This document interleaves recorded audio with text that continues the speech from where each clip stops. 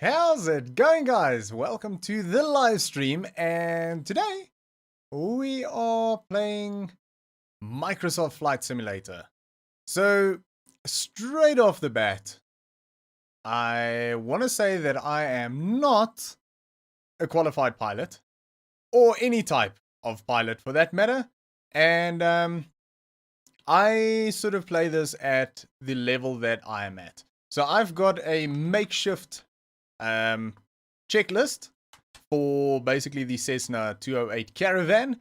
This is a checklist that I drew up myself, so it is by no means correct in any way. In fact, I had some flight simulators videos, I think 2 of them, on the channel at some stage, but that I removed that eventually, just because it didn't really fit.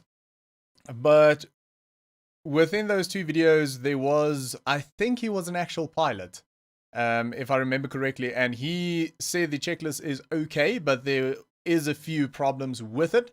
I have made notes of those problems, and I need to redo this list to get everything sort of in order. And yeah, because some of the things that I've got on there is correct, but they're in the wrong order. So I am going to go off this checklist, and I'm going to try and remember some of the things that I was told. To be honest, I don't remember much of it, but yeah, I'm going to give it a go anyway. So we're going to go on this. None of this is serious. None of this should be taken serious. It Don't be down in the comments, and if you're watching this after the fact, don't be that guy in the comments that's telling me everything I'm doing wrong. I know I'm doing stuff wrong. I don't care.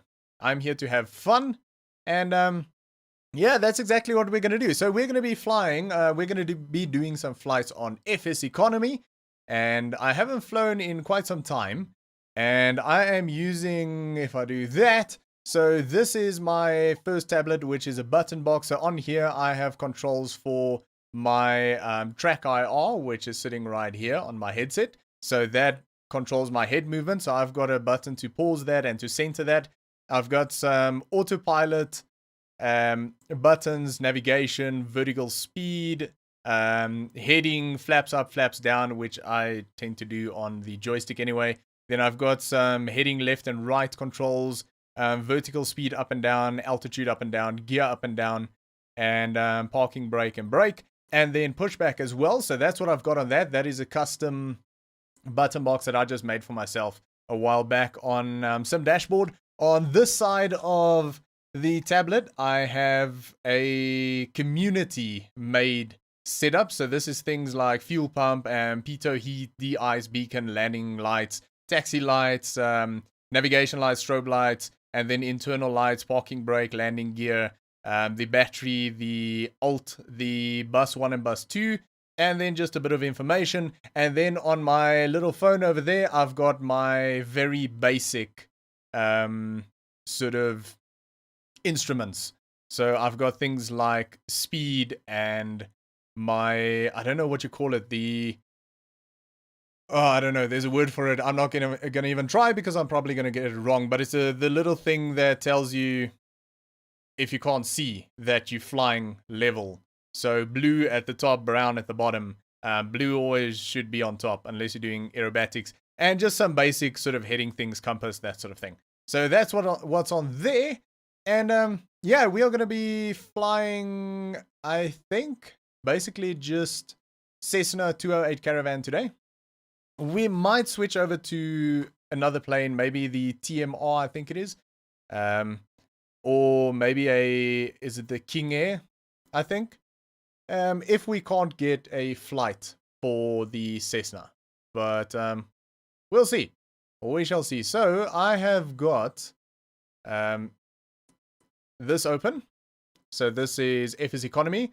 My cash balance is 0. That's fine because we don't need cash right now. The bank balance is just under $400,000. I do not own a plane yet. I would like to buy a plane at some stage, but I would like to have quite a bit of money before I do that. So yeah, and as always, I have a bit of coffee that my beautiful wife made me, and it's almost done though. But she said she'll bring me another one a little bit later on.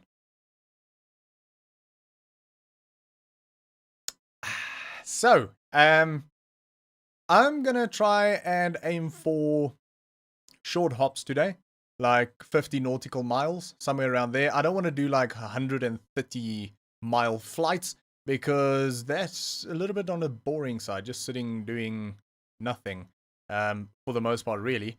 So, yeah, I just want to see if everything up here is working okay. It seems like it. Do that. There we go. All right. Oh, that is another thing that I wanted to bring up is what you guys see is my middle screen. But oh, as you can see on this camera, this camera, this one. Hello. I have Flight Simulator on 3 monitors. So I have it on a aspect ratio of 5,700 and I think 80. General options 5,760 by 10 is my aspect ratio. So you guys only see the middle monitor. I see 3 monitors, but that's fine. I'll be looking around with the tracker on everything, and it just makes it easier for me to do things like airport tracking and that sort of thing. So yeah, and then as for the plane, I do have a custom skin. It's not the best skin in the world. It's probably the first or second skin that I ever did. I don't even know how to rename it to call it Redonkulous or Air Redonkulous. I just took another skin and sort of did an override on it, and I had to figure out where everything is. So it's basically Air Redonkulous. We've got a couple of mountains and things there. We've got our little mascot donkey on the tail wing.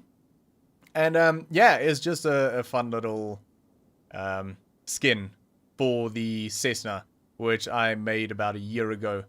And yeah, just to have something a little bit more unique. So yeah, right. We are going to have a look if we can find a flight.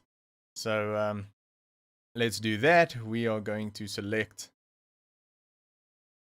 Cessna 208. Caravan, there we go.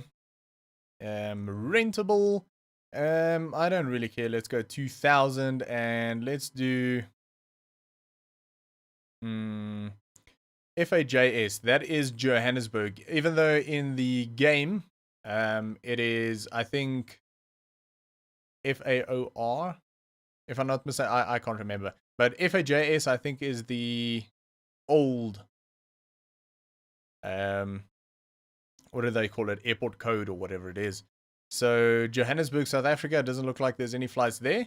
I will have to see how this does performance-wise while streaming, because I've never streamed this before. If I need to, I'll just sort of drop it down. I will actually stick on a FPS counter so I can just keep an eye on that, because triple monitors is quite demanding in Flight Simulator, so we shall see.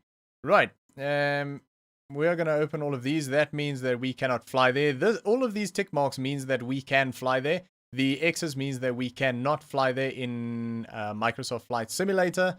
It is some sort of a plugin, if I remember correctly. Can't remember what it's called, though. Right. There's actually a good job available here. This is where? East London. And going where? Going to Umtata. Interesting. Very interesting. Oh, and there's some flights coming back as well. Well, that's a really good flight, actually. There's no bonus, which I prefer, because otherwise we'll lose money on it. And rent ride 380 is super cheap. That does not want to open. Here we go. I want to see what the maintenance on the aircraft is. I can't remember how to do that. I think I have to rent it first. Since 100 hour is 525. So I think it's recently been serviced. It has quite a bit of fuel on board. Okay, so we might look at that, but that's a long flight. That's a 100 nautical mile flight. I'm not sure I want to do that. I want to try, like I said earlier, short hops. Nothing there by the looks of it. No. 130. I think I've actually done that flight before. Yeah, I have, because that is marked. Yeah, to Maun. I actually did that flight about a week ago. I was flying one night. I think I only did one flight. I think it was last weekend. Like, oh, I want to fly, and I did that exact flight. Okay, here's another one that goes from Congo, which apparently I've done before as well. And that is 1, 2, 3, 4, 5, 6, 7, 8 passengers, 80 nautical miles. Possible. 180, that's way too much. And 120, goodness me, there's a lot of jobs, and a $500 bonus to take that plane back to his home. That's just a very long flight. Okay. Let's see. EGLL, that is somewhere in Ireland. I think EGLL is Dublin? EGLL Dublin.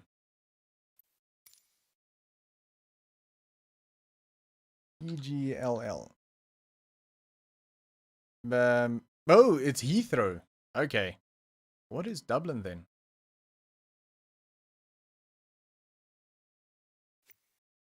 Right, so I wanna. What was the code for? FACT is Cape Town. YPAD I think is Adelaide, Australia. FAJ is Johannesburg. FAOR. What is FAOR?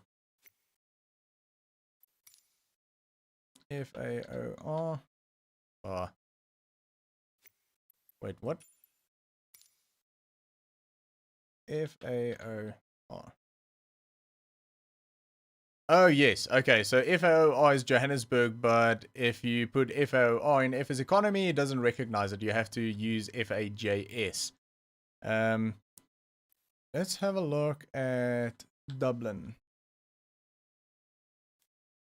EIDW. Right, let's try that. EIDW. There we go. Let's do 500.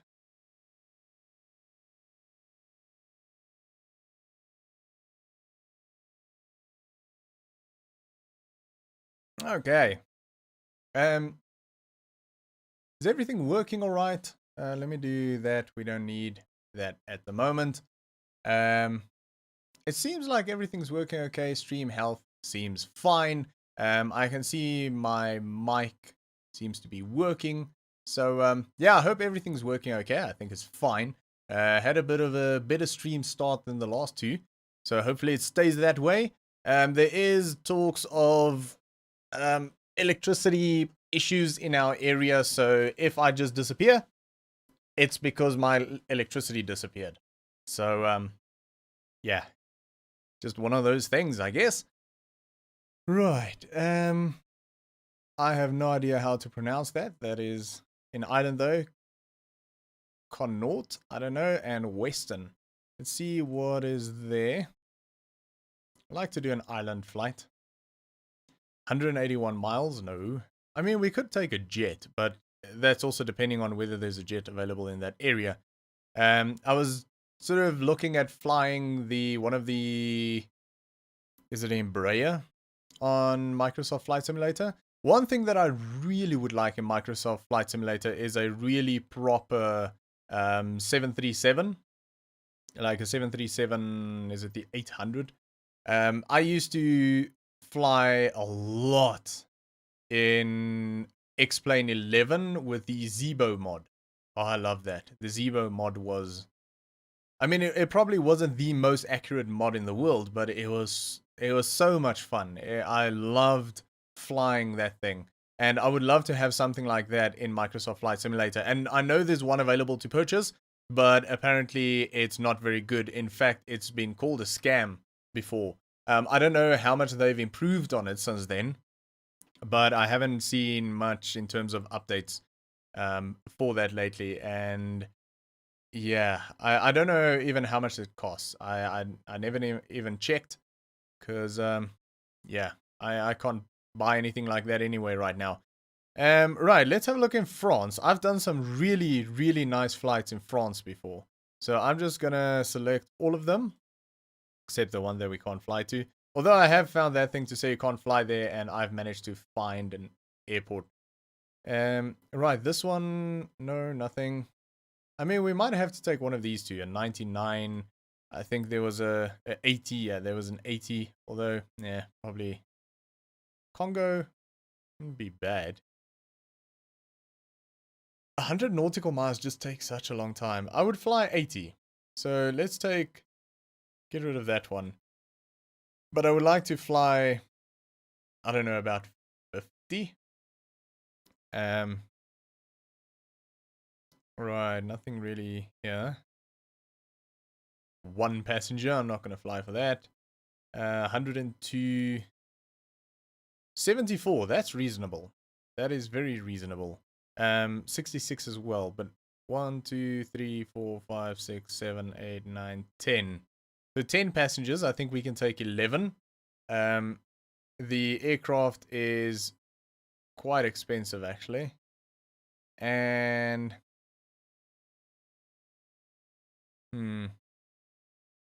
we'll also be heading away from home, costing us another 450. It's quite an expensive plane. I mean, I'll pay $650. It's not a big deal. I just don't like the $450 bonus. But I will keep that one and make a decision. Where's its home? EDRT. That's not even on here. That thing has to be far from home, I think. I've got an itchy back. Ooh, there we go. Yeah, all right. What am I doing here? There we go. Nothing here.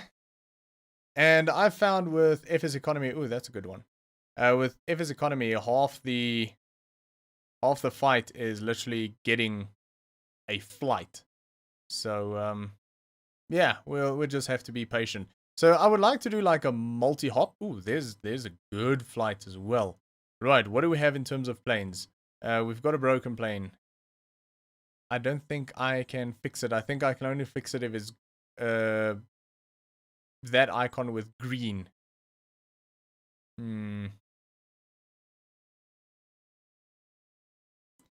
Well, that kind of explains why. I mean, there's a King Air 350. Oh, but it's not rentable. Of course it's not rentable. Because I kind of know how to fly the King Air 350, but... and I cannot service this plane myself. The owner has to service that plane. Oh, and it is extremely expensive. Okay, no, that's not going to happen. And let's get rid of that one. And if I keep on looking up there, I know that's sort of backwards to what I normally do on the live streams. It's because I have my chat and all of my information on the top monitor because I'm running Flight Simulator on these 3 monitors. So normally I have my chat and my information over there on the left-hand screen and one on the right-hand screen as well. What I normally have on the right-hand screen, I don't have at all. That's fine. I never even use that. Okay, this is an interesting one. An Outback passenger in France. Okay, why? See that I can service that aircraft with a green. Oh, you guys can't see that. There we go. That icon with the green, I can service that aircraft, but I mean that's not the one I would hire. I need to hire that one, but I'm not going to pay that price for. Ooh, hang on. EGMD. Yeah. See, if this plane had to go, although for that price it still wouldn't be worth it. I was thinking if I could fly this plane home and get the $1,000 bonus, and I was paying like $500 to rent it, then it would kind of be worth that flight, even just taking 2 passengers. But no. Nothing there. And nothing there. Goodness, we're going to have some difficulty finding an aircraft. This one was reasonable, 74. The plane was a bit on the expensive side, and we had that bonus.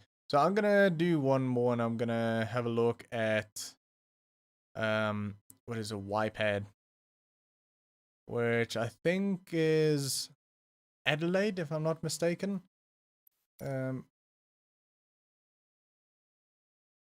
yeah, a YPad is Adelaide. So let's see if we can find a flight in Australia. Um, open, open, open, open, open, open, open. Right. Nothing there. 112. See, the flights in Australia tend to be quite long. 25, a bit too short. 50.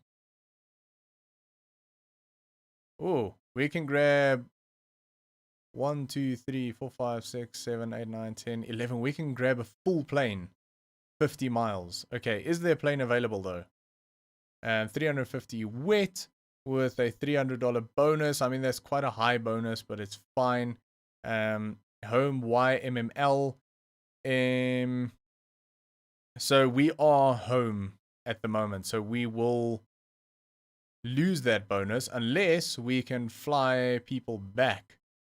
YWBL, YMML is not really going to be anyone coming back though. So I mean, we can take that flight. We'll lose the what was it? What was the bonus? 300? Yeah, we'll lose the 300 bonus, but the plane is so cheap that and it's for sale. Interesting. Since 100 hour 74, so it should be okay. I think we should be able to take that. Right, I'm gonna have a quick look at what else is available. Nothing really there, and nothing really there. Right. Let's hire that plane or rent that plane and see if it's flyable, if there's any issues with it. So let's do my flight. The plane seems fine. Okay. It doesn't seem like there's any issues on the plane. And we want to take these guys. So that is 1, 2, 3, 5, 6, 7, 9, 10, 11. We're going to grab them, say add selected assignments to flight, and then we're going to go my flight. I have to see how much fuel is in the plane.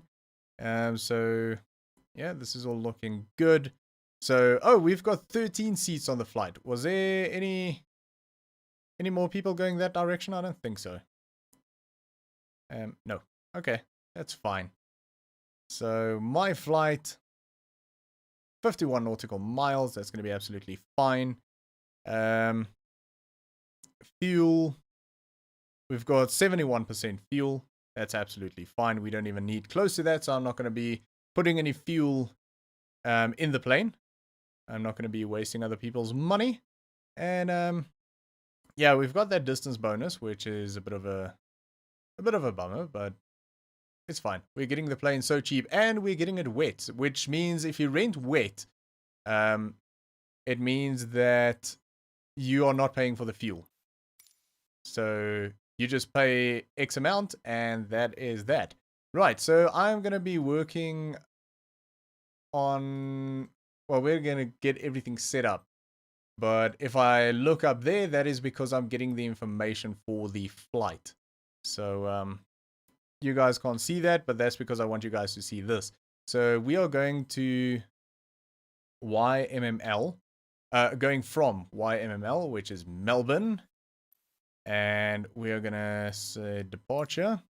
And we do not want to depart from the runway. We will go from general aviation large, I suppose, is fine. So let's go from like GA. Oh, this is confusing. GA large. Let's go GA large 10. Where's that? Yeah, that's somewhere. Okay, that's fine. Flight conditions. We'll mess with that in a second. We are flying to Ballarat, Victoria. Y B L oh, Y B L T. All right, set as arrival. I want to have a look at the orientation of the airport, so we're going to have to... There's no markers up here that we can select to sort of guide us in on a straight line. You can set custom markers, but I don't know... Oh, can I just say add? So if we do sort of that, say add. Oh, well that helps. So that then I can sort of follow navigation to that point, and we'll make a left-hander and sort of line up straight with the runway, which would be fantastic. Okay, so that is going to be our flight, 53 nautical miles. It should take us about 19 minutes. Flight conditions, I'm not going to... What time is it in Australia? It's 4 o'clock in the morning, so no. Let's go for about 7 o'clock. Let's go 6:30. It might be a little bit dark, and then we'll sort of go into sunrise, which will be nice, unless sunrise is really early. But it is winter, so it shouldn't. Live traffic, all players, that's fine. Weather, we're not going to go live. And yeah, I think we're good. I think we're good to go. Right, so I can minimize that, so I can see if you guys say anything. And oh, I want to do that. All right, so we're gonna taxi and take off that way. Okay, beautiful. Everything seems fine. We're on a gate, runway 23. Fly. All right. I will also say that I've noticed lately that my flight sim is a little bit unstable. So if the game crashes, I do apologize. I just have to sort of log in again, I guess. So yeah. It takes a while to load though, so it kind of sucks if it crashes.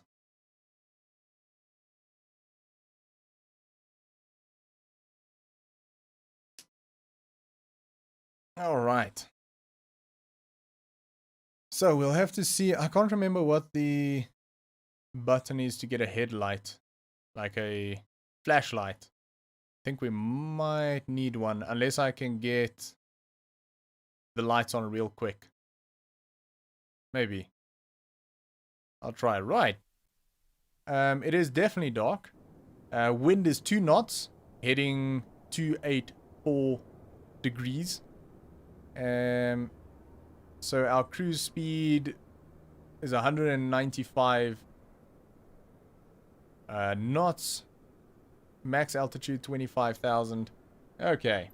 Ready to fly. Okay, so we do have our little headlight on. So what I'm going to do right off the bat, which is not what you would kind of normally do, is I am going to set the panel lights before I actually turn the battery on, so that when I turn the battery on, I can actually see what I'm doing. Like so. The floodlights are very, very bright normally, so I am... Hello? I hate the zoom. I'm not going to turn them up too high. Come on. Something like that should be fine. Okay, we'll get rid of that for a second. Alright, let's head to the checklist. So, parking brake should be set. It looks like it is. It is indeed. Power lever, I need to remember what I mapped all of this to. Power lever is to 0. RPM lever should be to 100. I do pull that back to 98 though. And that is sort of because then I don't have issues with over RPM, like the RPM basically goes into the red if I don't do that. Right, fuel condition lever. Is that one the mixture control? That is on 100. That is fine. Flaps is up. That is fine. Fuel selectors, they are both on, which is good. Then we go to battery, which I can do. Let's do this. So battery, I'll switch on here. That'll give us lights and power, and everything here will turn on. I did not turn on the avionics, so I'm not sure why that is on, but okay. That's fine though. Right, avionics on. So apparently the second avionics should be off, which I'm guessing is that one. Pause system test. Okay. Was that updated? Yeah. Okay, so apparently that should be off until after you've started the engines, which didn't used to work. So what does it sound like? Everything's on. It sounds like we have engines running. No, we don't. Okay, that's fine. We shouldn't have engines running. So we're going to leave that off till after we started the engines. So we are going to turn the beacon lights on. We are going to... Okay, fuel quantity we can't really check. I can see that over there we do have a bit of fuel, but the fuel is going to change according to FS economy. So fuel shutoff should be... let's see. That fuel shutoff is fine. That is open. And there we go. Right, fuel shutoff, fuel boost. Fuel boost set to on, so we can hear that running. Then ignition should be on. And what does it feel like? I have missed the light. Nope, everything's fine. Right, starter on. Then we'll keep an eye on that. Make sure everything is fine. See that everything starts up all well and good. That is still, yeah, all good. So that is still firing up. I will say I do not fly with any sort of air traffic control or anything like that. I haven't found it to work that great. I probably just don't know how to use it properly, so I just do my thing. Again, I do have a checklist and everything, but that's just to make it fun for me on sort of my skill level. Again, none of this is accurate or correct. This is just a checklist that I sort of found on the internet and then use the game's checklist and sort of combine the two to make something that sort of works for me. So, yeah. Right, so oil pressure is fine. Everything else seems fine. Again, fuel quantity, we don't have to worry about that. Right, generator is that one. Then starter can be turned off.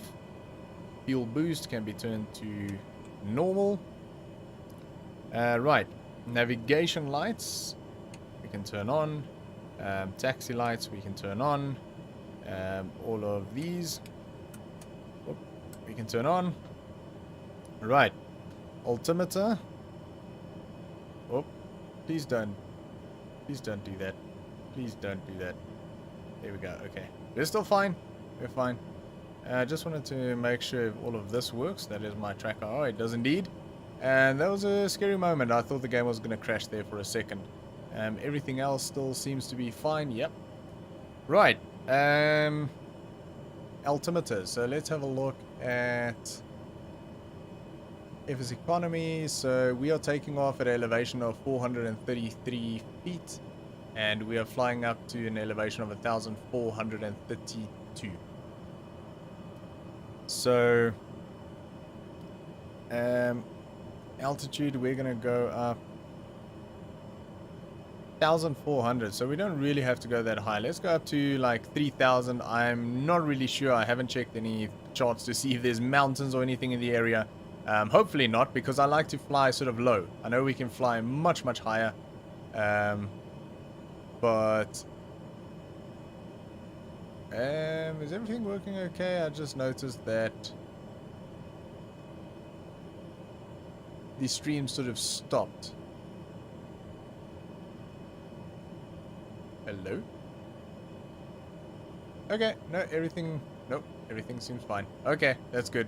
That gave me a fright for a second. Alright, we're good. Okay. It feels like everything's about to just break. I don't like the feeling of that. I don't know what the deal with that is. But...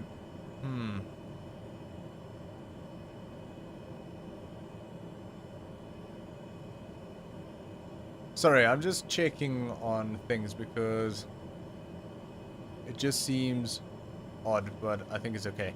Right, let me know if it's not fine. Well, if it's not fine, you probably won't even hear this, but anyway. We're going to carry on. I'll keep an eye on it and see what the deal is. Right, altimeter. So yeah, we're going to go up to 3,000. We can set that to GPS. And this, we are going to go to wind option 3. So there's no data at the moment. That is fine. Right, up here, flight director on, half bank on, de-ice. I don't think we need de-ice at the moment. What is the temperature? Is 14 Celsius. We don't need that. So that's fine. I'm really concerned that... I mean, I haven't dropped any frames and everything on OBS is still fine, but things on...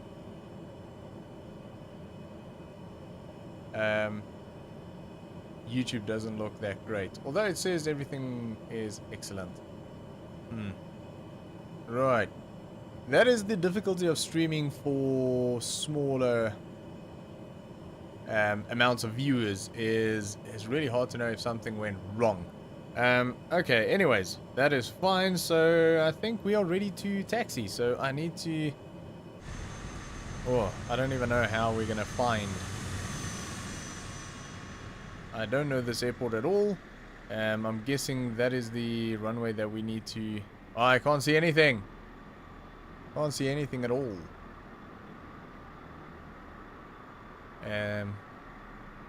Right. That is... That's not good. That's fine, we'll figure it out. Right, let's request pushback. So we're going to do that. We'll request pushback and we'll just sort of feel our way around, I guess. The only thing that I'm worried about is if chat is working, if chat is coming through. Maybe let me do that. You guys might hear me twice, but I just want to check something. Yep.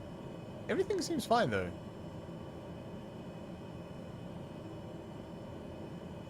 It's just as soon as I click off of it, everything stops.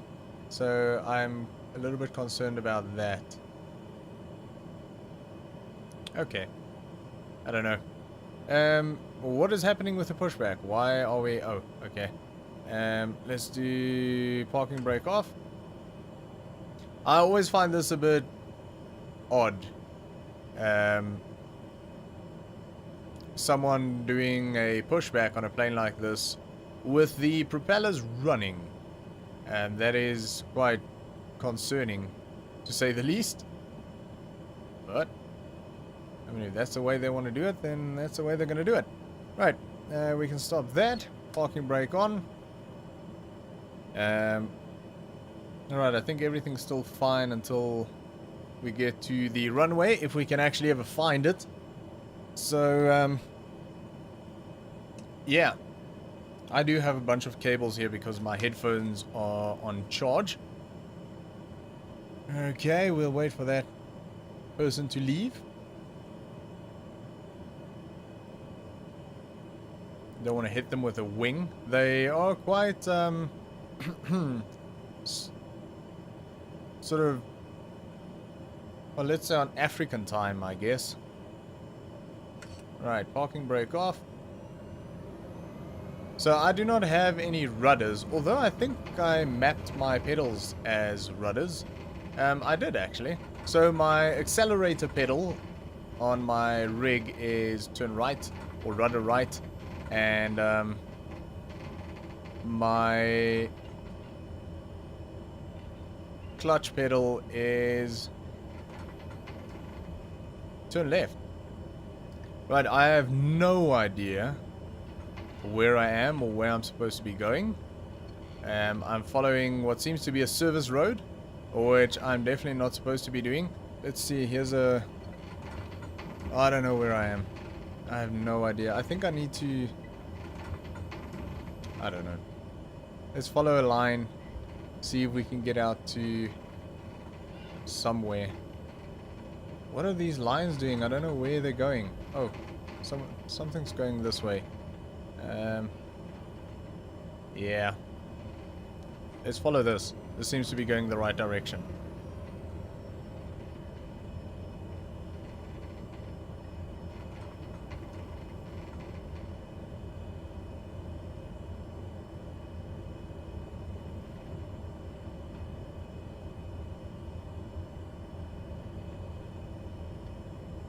Okay.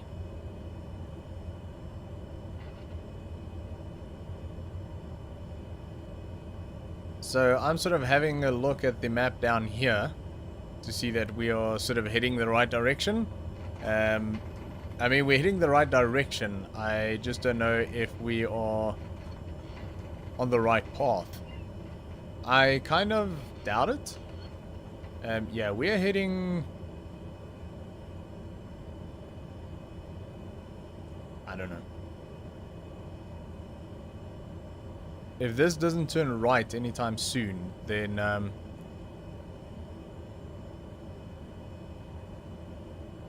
don't know. Okay, there's something turning right here, so let's follow that. I don't know what a dotted line means. Probably means don't go there. I mean, I don't know how to find the runway. Oh, there's another line, but oh, that's not the right thing. Yeah, it's fine. We'll get there. It's fine. Did the line just disappear? It did indeed. Okay. This is fine. We're okay. Oh no. This is a road for cars. There's a building. Okay, I think we need to turn around. I don't know where I'm going. Why is this airport so confusing? I don't like this. And this is probably why you have ATC and airport charts and all of that sort of thing. But we don't have that right now. So, I mean, we're redonkulous air or air redonkulous, and yeah, we just sort of we'll figure it out. Oh, I forgot to load the passengers on FS Economy, but it's fine. We'll do that when we get to the runway because we're sort of paying literally by the second for this plane. So yeah, we're gonna just do passenger loading on the runway. Well, just before the runway. Right. So this is another line. Is this going the right place? I mean, this would probably be a lot easier if it wasn't nighttime. Because I could just float up, see where I need to go, and do that. I do feel like I'm gonna cross a live runway. Possibly? No? What does the blue lights mean? Is that taxiway? We are following a line. I think we're on the right path now. Right. We're fine. We're good. We're okay. Alright. Right, is everything still okay? I think everything's still okay. Really hard to know because the image freezes. OBS, everything seems fine. YouTube, the YouTube Studio page thing, everything just freezes when I click off of it. So I don't know if everything's working. I hope it is.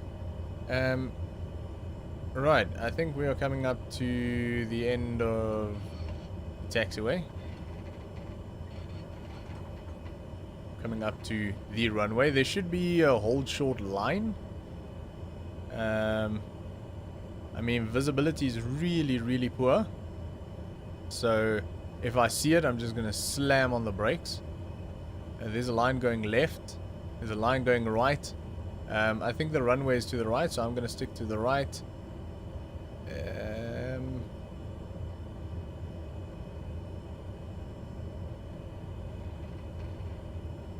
I have no idea what I'm doing, where I'm going.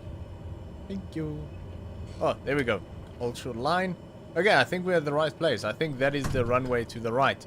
I just got another cup of coffee, so that's very nice. Okay. So before takeoff, parking brake set, fuel quantity check, throttle 0, flaps 10 degrees.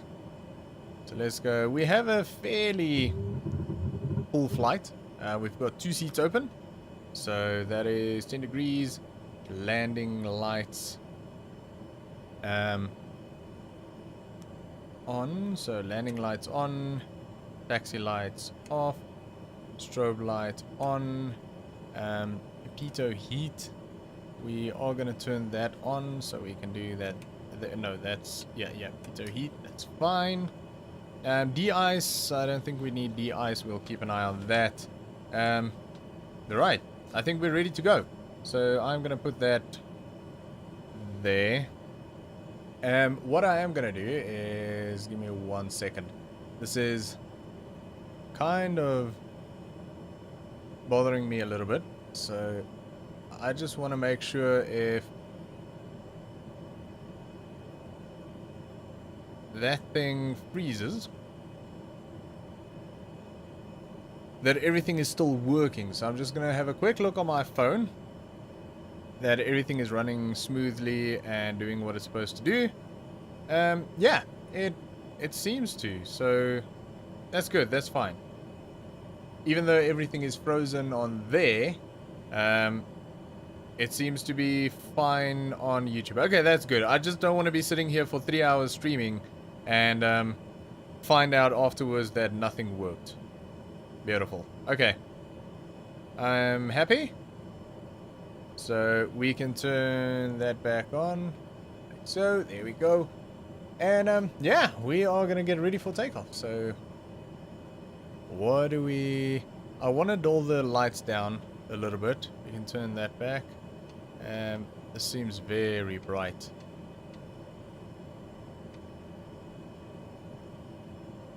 There we go. That seems a little bit better.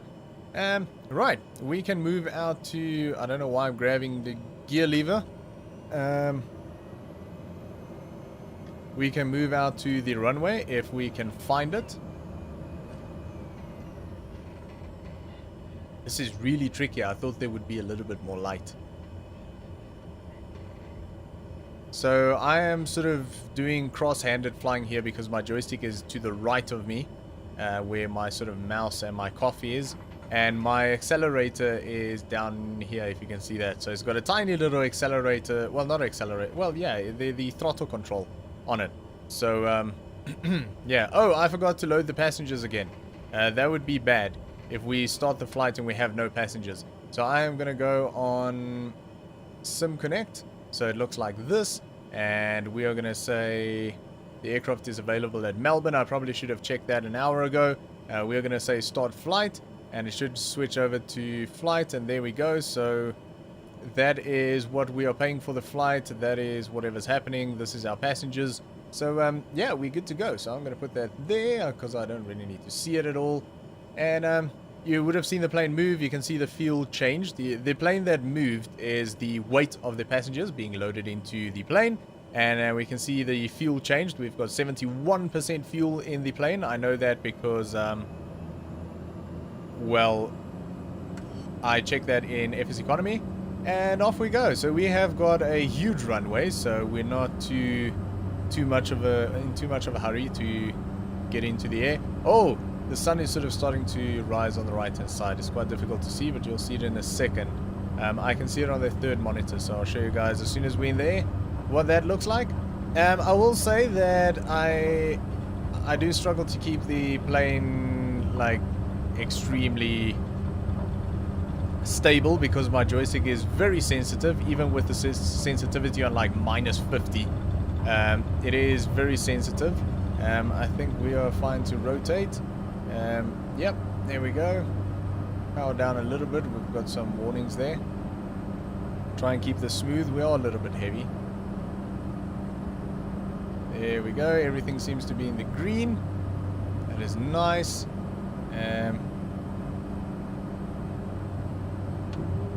Flaps up.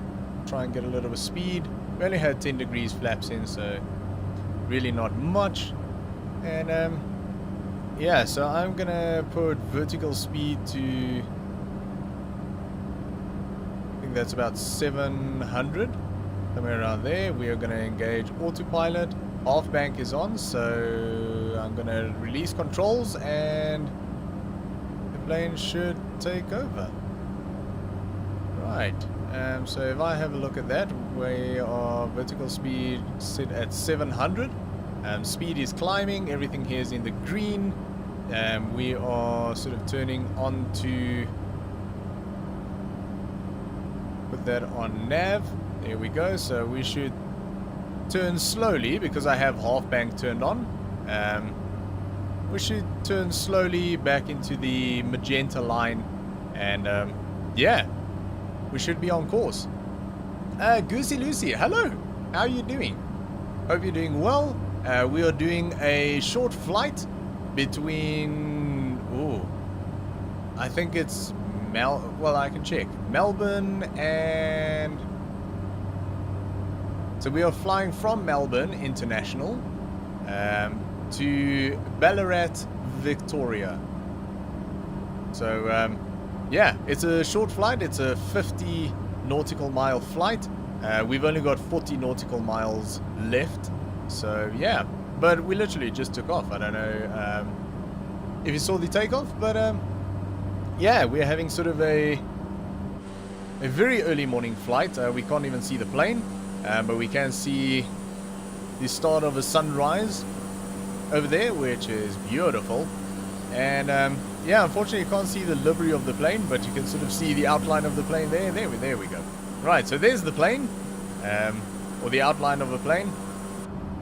And yeah, flaps are up. We can turn our landing lights off. Let's have a quick look at our flight instructions.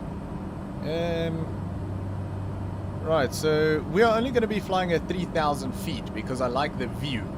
I don't like flying too high, and also because it's a very short flight, there's no point in going super high. So climb rate is fine, landing lights is off. Everything else is working just fine. So yeah, we're good. I just need to remember when we are coming in for approach, turn the landing lights back on, turn the fuel pump on boost, and yeah, flaps as necessary. Right, I've got a cup of coffee, so I'm going to enjoy that. We don't have to worry about landing gear or anything like that in this plane, because the landing gear is not retractable. So we are flying a Cessna 208 Caravan.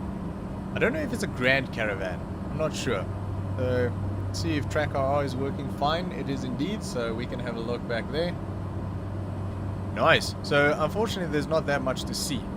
So if you're wondering what's happening right now, it is track IR, which is this thing on my headset, which basically tracks my head movement. So there's a thing that looks like a camera on my monitor over there that looks at 3 LEDs that's on this, well, it's, what are they called? Infrared LEDs on this thing.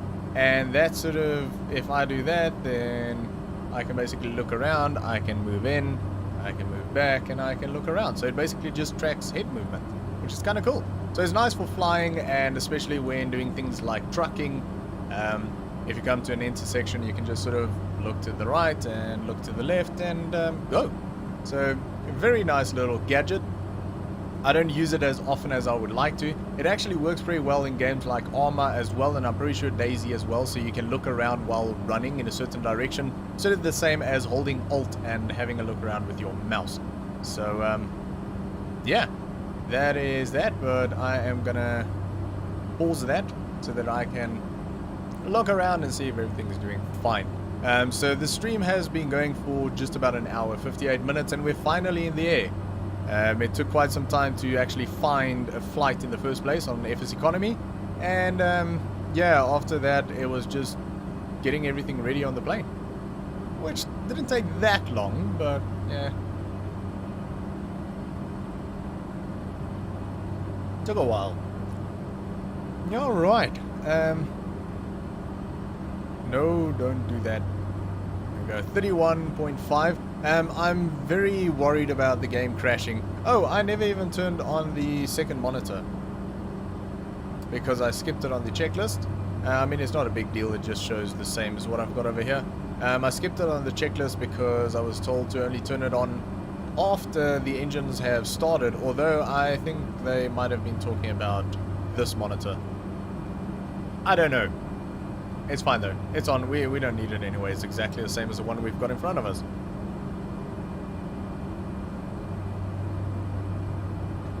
Yeah. So, in terms of videos, yesterday I recorded 3 videos for the No Man's Land Survival series, and today I edited 2 of them. I checked one of them, and yeah, so I edited 2 videos. I did the checks on one of them to make sure everything's fine, everything is the way I want it to be, and I got that uploaded to YouTube. I still need to do the information and the thumbnails and everything on that. That would be the video for Friday, and then the other one I'll check tomorrow and get that uploaded. That'll be for next week Monday. And then I've got a third one that is still in raw form, which I still need to edit and render, and then do checks on that, make sure everything's fine on that, and yeah, basically get that uploaded, and that'll be the video for next week Wednesday. So we can actually get rid of that. No, what did that do? Okay, interesting. So apparently my shortcut, that is concerning. And let me just make sure everything here is fine. Yeah. Apparently my hotkey to change scenes turns off the battery. So not good. Not good at all. We don't want to be doing that, so I'll just be doing that manually from now on. Just click on it on OBS. So yeah, what was I saying? Oh, Farming Simulator. Yeah, so I'm gonna have, hopefully by tomorrow sort of lunchtime, I'll have all of the videos scheduled and everything done for the videos up until next week Wednesday, and that'll give me a bit of time to start working on, hopefully start working on the next series. So I need to figure out, 1 second. I need to figure out the next series, and I'm not going to say what the next series is going to be, but I need to figure out what map it's going to work on, because it is a bit of a specialized, well, it's unique. It's a unique series. I don't think I've ever seen anyone else do a series like that, and I'm very excited for it. It's a very random idea. I hope it's going to do well. I hope it's going to be fun. We might actually see the webcam on hang on a second.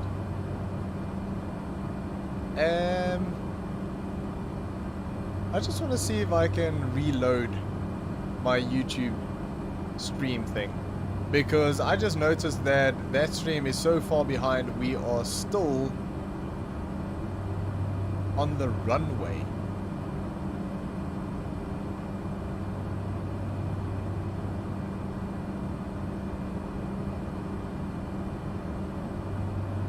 Right, is this up to date now? Goodness me. Yeah. I think so, at least we're in there now. Don't know what the deal with that is, so I'm gonna close that out. Alright, hopefully we are up to date with that. I don't know. YouTube is being really weird and annoying tonight, so that kind of sucks, but anyway, it is what it is. Okay, so yes, the new series, so I'm very excited for it. I think it's going to be fun, but I need... Oh, there goes my controller, which is not good, because if that disconnects, it normally crashes the game. Oh, and I can't reach it. Alright, I'm not going to plug that in. I will plug it in when we are back on the ground, because we've only got 15 miles left and we're not going to see anything on the outside of the plane anyways. So, yeah.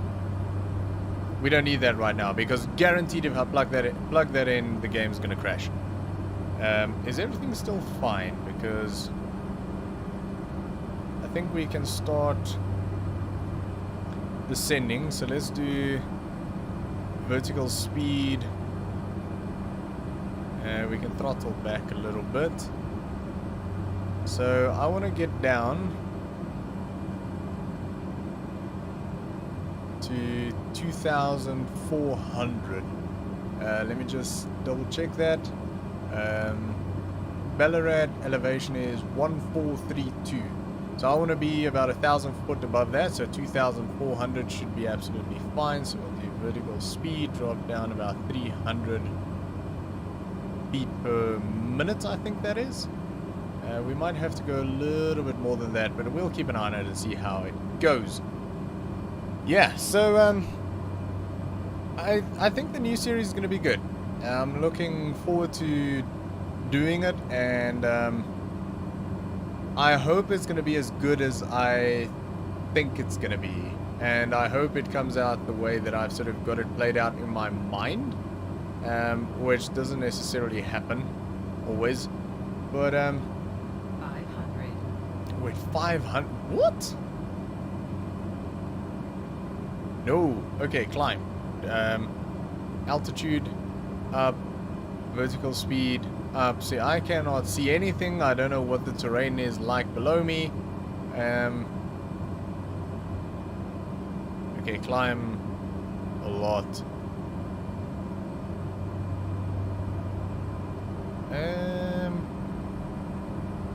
Yeah, there we go. It's we're less than 1,000 feet above ground level. Goodness me.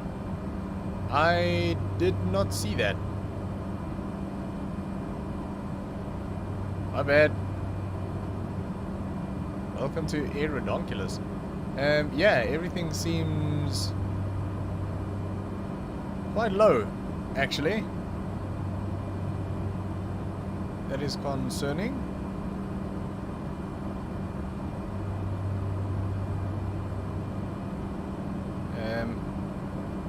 Okay, that's fine though. So that marking there, the 8.4 nautical miles, is to... so if I do... Where's the zoom? There we go. I do have a custom point in there, so that'll line us up with the runway. So we are not 7.6 miles from the airport. We are 7.6 miles from the custom point that I put in for us to sort of line up with the runway that we are going to land on. Unfortunately, it is quite difficult to see anything. It was a mistake to go this early in the morning. I thought that we would be able to see quite a lot by the time we take off. You can just sort of see the sun starting to come up in the corner there, but yeah, it was a bit of a mistake. Right, so we are just about to start making a turn to the left. It's a very gradual turn, so wouldn't be extremely noticeable. But yeah, what was I saying? Oh, my YouTube thingy seems to be okay now. I think that's sort of caught up, which is good. I refreshed it and it seems to be okay now. So it seems very, very laggy, but when I checked it on my phone, it seems fine. So that's all good. Oh, yeah. So the new series, I don't know what map to use. I thought about using the Millennial Farmer map, but we're quite limited in terms of fields. There's not a lot of fields on that map. I thought about Sandy Bay, but I'm going to do a Sandy Bay on stream, so I don't want to use Sandy Bay for that. And it's not really... Well, it can be a good map for that, but I don't know. I thought maybe I should just use one of these standard maps. Maybe the... What's it? Allengrad? Is it Allengrad? I think it is. Why are we not following the line? Nav... It is on... Is it on nav?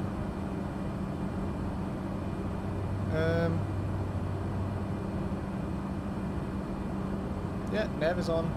Should turn. Let's see if this thing overshoots. Or is it just going straight to the point and then turning? Ah, there we go. Okay, I was worried for a second there when I turned the battery off by a mistake. That I didn't turn nav back on. Salty Gamer, it's all good. Hi Salty Gamer, and thanks for letting me know everything's fine. So I don't know how long ago you joined, but my YouTube thing up there, the sort of preview, is extremely laggy, and we were flying for about, I don't know, 10 minutes, and that showed I was still on the runway getting passengers loaded, basically. And I did load passengers on the runway, because Aerodonculus, yeah, we do things differently here. John, how's it going? Hi, John. It's going pretty well. So we are doing a flight between Melbourne International and Ballarat, I think. Ballarat, something like that. It's a 52 nautical mile flight. We are only 7 miles from the airport. We should be descending, but I haven't set anything up to descend. I did it earlier, and then I got a warning that we are close to the ground. So the airport is at 1,400 feet. So I want to fly at about 2,400 feet. We're going to drop down to... Oh, if you guys want to see what I'm doing. So this is one tablet. This is another tablet. That is a little phone. So this gives me a lot of information, but most of it I just check on screen anyway. And you guys only see my center monitor, but I do have 2 monitors on the side as well, so I see a little bit more, but I try and keep everything focused on the middle monitor so that you guys can see it as well. But yeah, earlier I did try to descend. We need to lower our speed a little bit. We're over speeding. That's not good. Don't want to do that. And then I got basically a terrain warning that I was on 500 feet, and I'm watching this carefully, and it's dropping quickly. I want to be at about 1,000 feet above the runway. We are about 1,000 feet, but we're on 2.7. So I don't know if this runway is in a dip or what's going on, but I don't like this. So, and I cannot see it. We are supposed to be lined up with the runway. Yeah, we should be heading straight to that runway. Is it that? How far are we? 3 nautical miles. I mean, this looks like an airport, but I don't see a runway. We're 1,000 feet above it. This seems to be the airport. I do not see the runway though. I do not see us lined up with any runway for that matter. 1.8. Can it be that? it really looks like it should be this. And I can't really check because I lost my external camera. I dropped my 1 nautical mile. It has to be this. Why is there no runway though? We lined up. Oh goodness. I don't know. That's Pappy Lights, so it has to be that. Alright, well, we are supposed to be lined up with a runway and we really aren't. Let's do this. Yeah, we are supposed to be lined up with a runway and we definitely are not lined up with a runway. Okay, we're going to zoom out and actually get rid of that. We're going to turn autopilot off and we're going to have to figure out how to land this.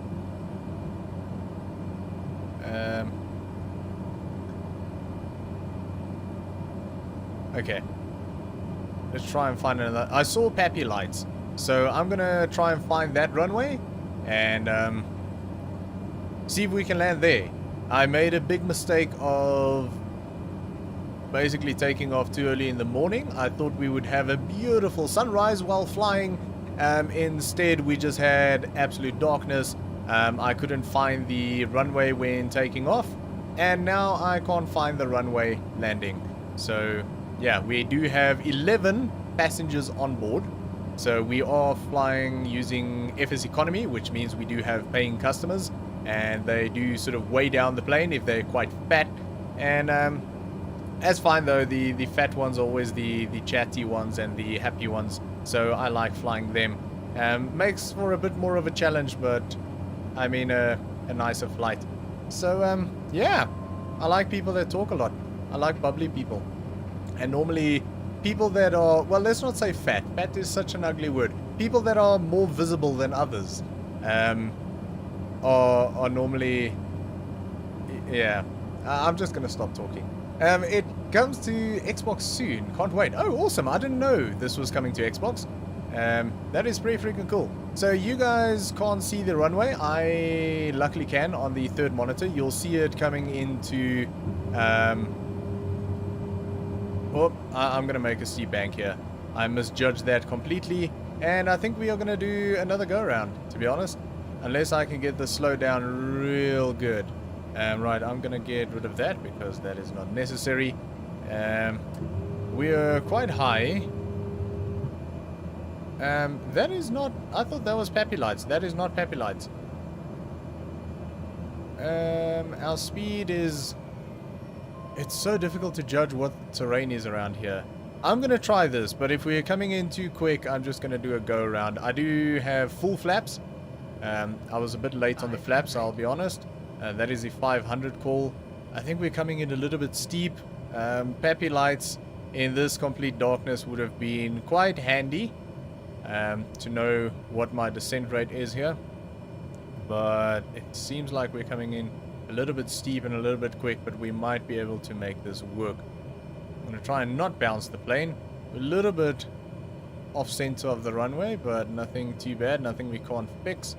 Right, let's see if we can put this down nice and light.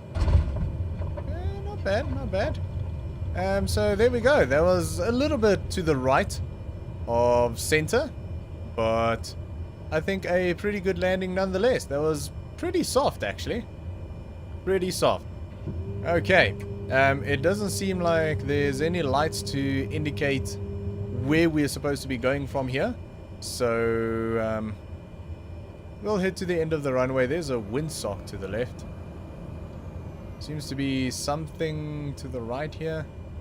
I mean, I literally can see nothing. I can't see any lines. Oh, I forgot to put on my landing lights. There we go. Oh, there's some... Oh, that's another... That's the other runway.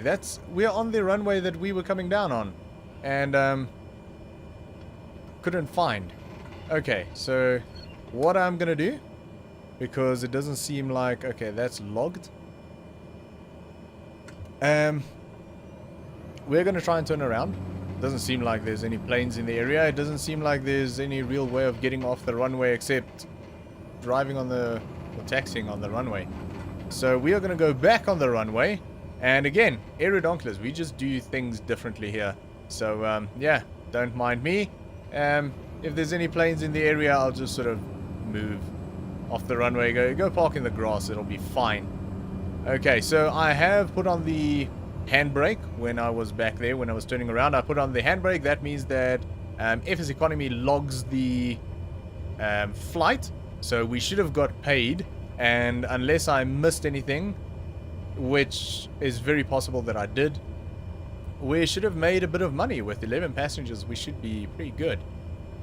Right, there's a lot of blue lights over here, which I think indicates taxiways. So we are going to try and find one of them.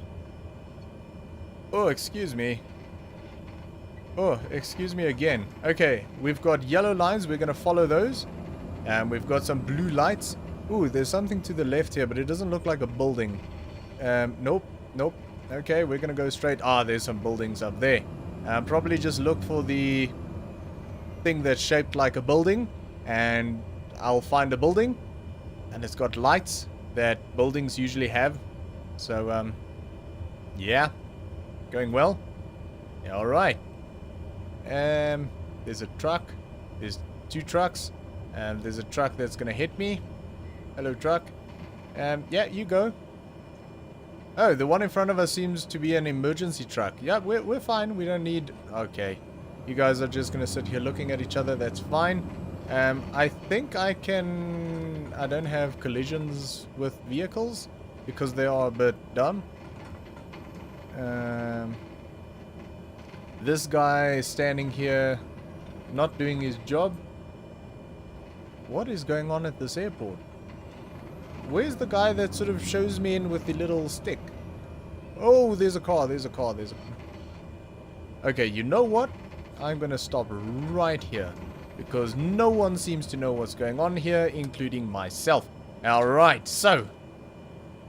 we should have had taxi lights on for that. So taxi lights on. Taxi lights off. Right. Flaps, I did retract those, so that's good. And... oh, this is the landing checklist. Alright, so this checklist that I have here, for those wondering, is a checklist that I just made myself out of sort of the game checklist and one that I found on the internet. And some of it's wrong. Well, most of it's wrong. There's some things that are right, but in the wrong order. So I still need to fix that, but I haven't. Okay, so taxi to ramp strobes needs to be off. Flaps retracted. Taxi lights on, that wasn't. Landing lights off, that wasn't. And right, parking brake is set, I think. Yes. Throttle, idle, fuel pump. Oh, I never... Did I put the fuel pump boost on? No. Okay, so that's off. That's fine. Flight director, we can turn that off. Half bank off. Avionics switches. These ones, so we can turn them off. Right, taxi lights are off. Nav lights off. All of that off. Pitot heat off. Let's do that. Ignition off. Fuel condition lever is that one. Off. Fuel shut off is that one. So we'll pull that. And then fuel selectors off.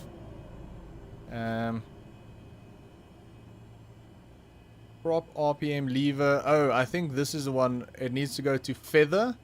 But I think I need to do that before I actually turn the engine off. I seem to remember something like that. Anyway, it's fine. Okay. Beacon.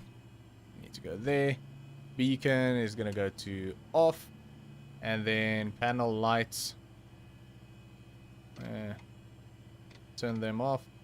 Although I can't see if I do that. So we're just going to leave them like that for now. Turn that one on a little bit. They should go off when I turn the battery off anyway. Battery switch is off. There we go. We can adjust those now, but we're not going to. And then generator off. Okay, did I miss anything? Possibly. But we're fine. Okay, good. So, we are going to go main menu. Our flight is complete. I would say that was a success. We walked away from it. And yeah, I mean everyone's alive. We'll see how it went in a second. Firstly, I want to reconnect this. So on our next flight, we can actually see the outside of the plane. And I'm not going to make the mistake of flying at night or very early in the morning. Did the game crash? Yes, I think it did. That's exactly why I didn't plug that in mid-flight. Right, so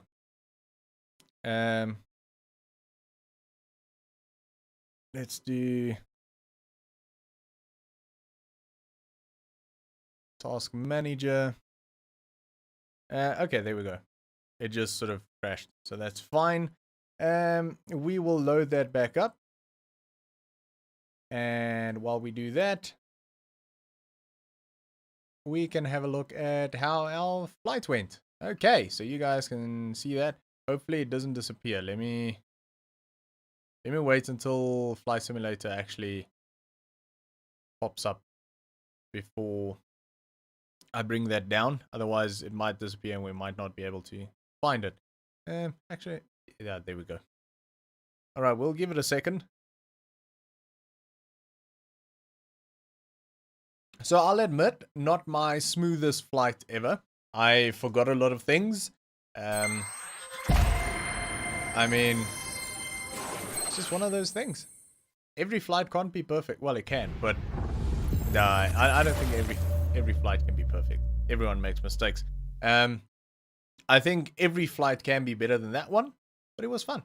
It was a good flight. I think some of it was not my fault. I think some of it was the fault of bad information or misinformation on the game's part, because it didn't show me an airport that or a runway that was clearly there. But I think it's just, well, it did show me the runway.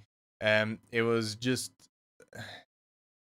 I think the big problem there is it's not lit. So it should have somehow told me that it's not lit. You can't fly there in the dark. It's fine though. Right. Okay, so that is a flight that we just did. Is that today's date? The 777. Yes, okay. So we made $5,596 from that. You can see that in our cash balance. We can move that to our bank balance. We'll do a move at the end of the stream. Oh, excuse me, so that we can see how much money we made during the stream.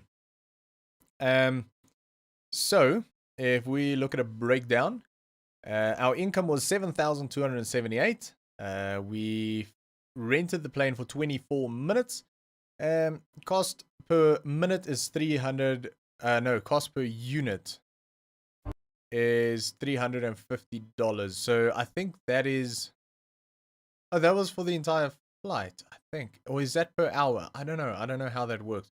So it came to minus 145. And then fuel, nothing, because we rented wet. No landing fee. No crew fee. We paid $727 on ground crew fee. Ground crew who were completely useless. Landing fee, I'm not surprised that we didn't pay anything for that, because the thing didn't even have proper lights.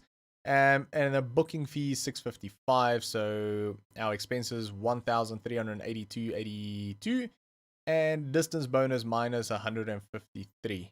So yeah, we earned $5,596.53.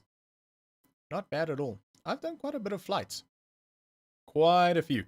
Quite a bit of flights. Quite a few flights. You can see I mostly fly the Cessna Caravan. I would like to buy one. I have done a bit of the Beechcraft. I think I've flown the, what is it called? The 900, I think it is. Well, I can't remember what it's called. I've done some flying in that as well. There was a bit of Beechcraft flying. I generally do Beechcraft if I can't find other flights. There we go, the TBM 930. I've done some flights in that as well. I think my biggest loss on a single flight was that one. So I flew it was actually a really nice flight. I flew to, well, I can check. I flew from Algeria, which is right on the northern tip of Africa, to Ibiza. That's it, or Ibiza, or however you want to pronounce that. And it was a great flight, sort of over the, um, it's a sort of a coastal flight. Unfortunately, I didn't realize that the plane had a $5,000 um sort of bonus on it. So I flew it away from home and lost that $5,000. Um, Stupidly, this was when I just started FS Economy. I didn't know any better. So what I just should have done is rent the plane again and fly back, get my $5,000 because they were only charging $1 for the rental of the plane. So even if I flew back empty, I would have got my $5,000 back, and it would have only cost me $1 to fly there because it was $1 wet. So that was a stupid mistake. I have ever since been tracking the aircraft to see if I can find it in the same position again or somewhere where I can fly it back home and get my $5,000 back. Unfortunately, I haven't. Actually, the last time I checked, I did find a flight where I could take it back home and get my $5,000 back. But the plane, if I remember correctly, needed a service, so I could not. Um, Actually, let's track that again. If I remember correctly, the plane needed a service, so I couldn't fly it. So it was there. It actually had some passengers and everything. I could fly it back home, get my $5,000 back from that flight, and I would feel much better about it. But yeah, the plane wasn't flyable. So I'm gonna put the registration in there and see where the plane is. Yeah, see, it's $1 dry, $1 wet, $5,000 bonus. It is sitting where? DAOI. There, I can take one person back 75 nautical miles and get my $1,000. But if I remember correctly, the plane is, there's something wrong with it. I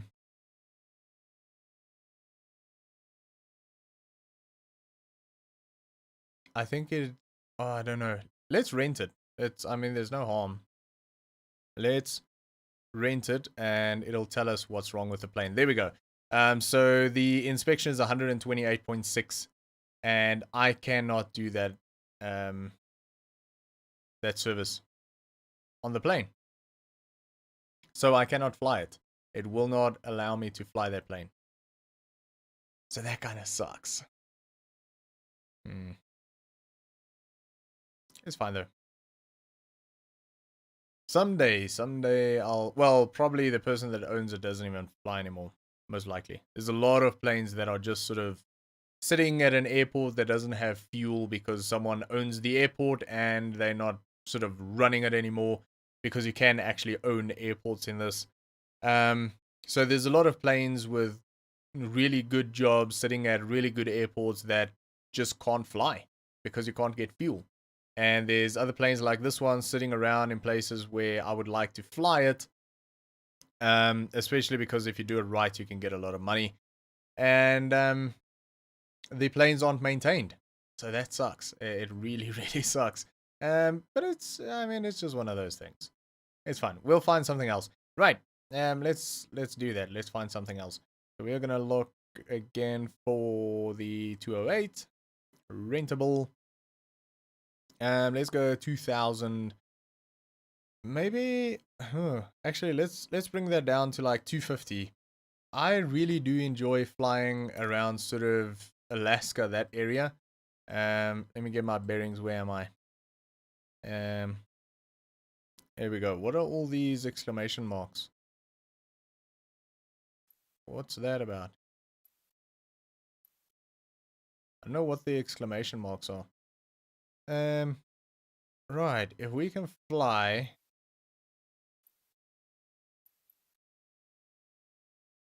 somewhere up here, that'll be pretty cool. Sounds interesting. Oh, those are not airports. I don't think I'm far north enough. Is that PANC? Let's see if there's anything close to that. Anchorage. So Anchorage is Alaska, if I'm not mistaken. Um, Anchorage. That I'm pretty sure that's Alaska. So PANC. Mark Walters, welcome. Hi. I've been looking at getting FS Economy for a while now. How do you like it so far? Is it easy to get used to? I enjoyed it a lot. I've been using it for quite some time, I'll be honest. I think I've been using it basically from when Microsoft Flight Simulator came out, 2020. Let me check. So I'm just gonna keep that up there. Let's do logs. My very first flight was the 26th of August 2020. So I think that was just after the game came out. It took a while because everything was sort of inundated with requests to get the FS Economy to get into it. They need to accept you, and there was a manual process that they need to do. And when Microsoft Flight Simulator came out, they were inundated with requests for people to get into FS Economy. So it took a while. I think it took a few days for me to get in. Luckily, I got in pretty quickly, and yeah, as far as I remember, I got in pretty quick. So I can't remember when the game launched, but I know I basically started flying soon after. At least I got the game, and I think that was quite soon after the game launched. But yeah, I like it. I like it a lot. It is a bit weird to get into initially, but it's really not that bad. I think sometimes it seems more complex than what it is. So basically, let me show you this way. So I saw an airport here, Anchorage. I'm pretty sure that is Alaska. I might be wrong. Grizzly Bears? Okay, so that is PANC.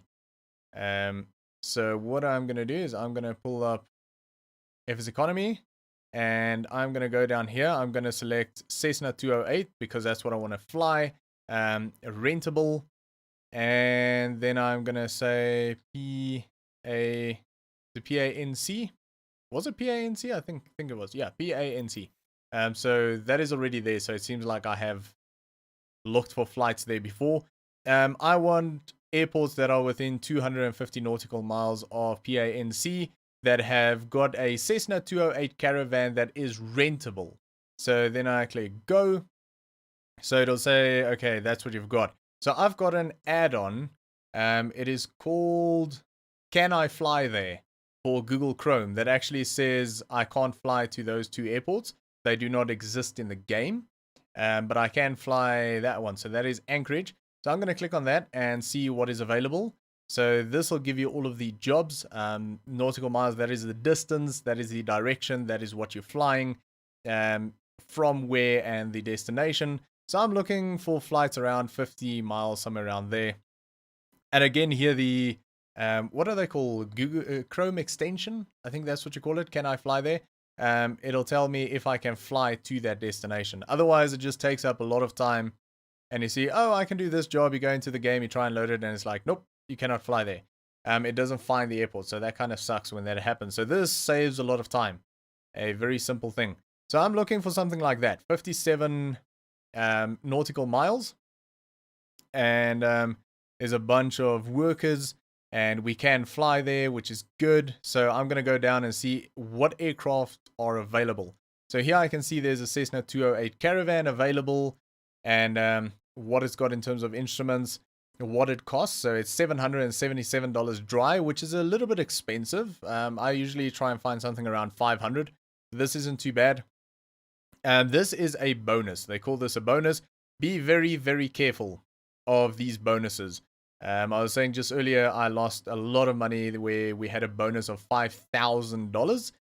So basically, what the bonus means is whoever owns the plane can set whatever bonus. What that means is if you fly, they will set a home. So the home of this plane is KMTO, wherever that might be.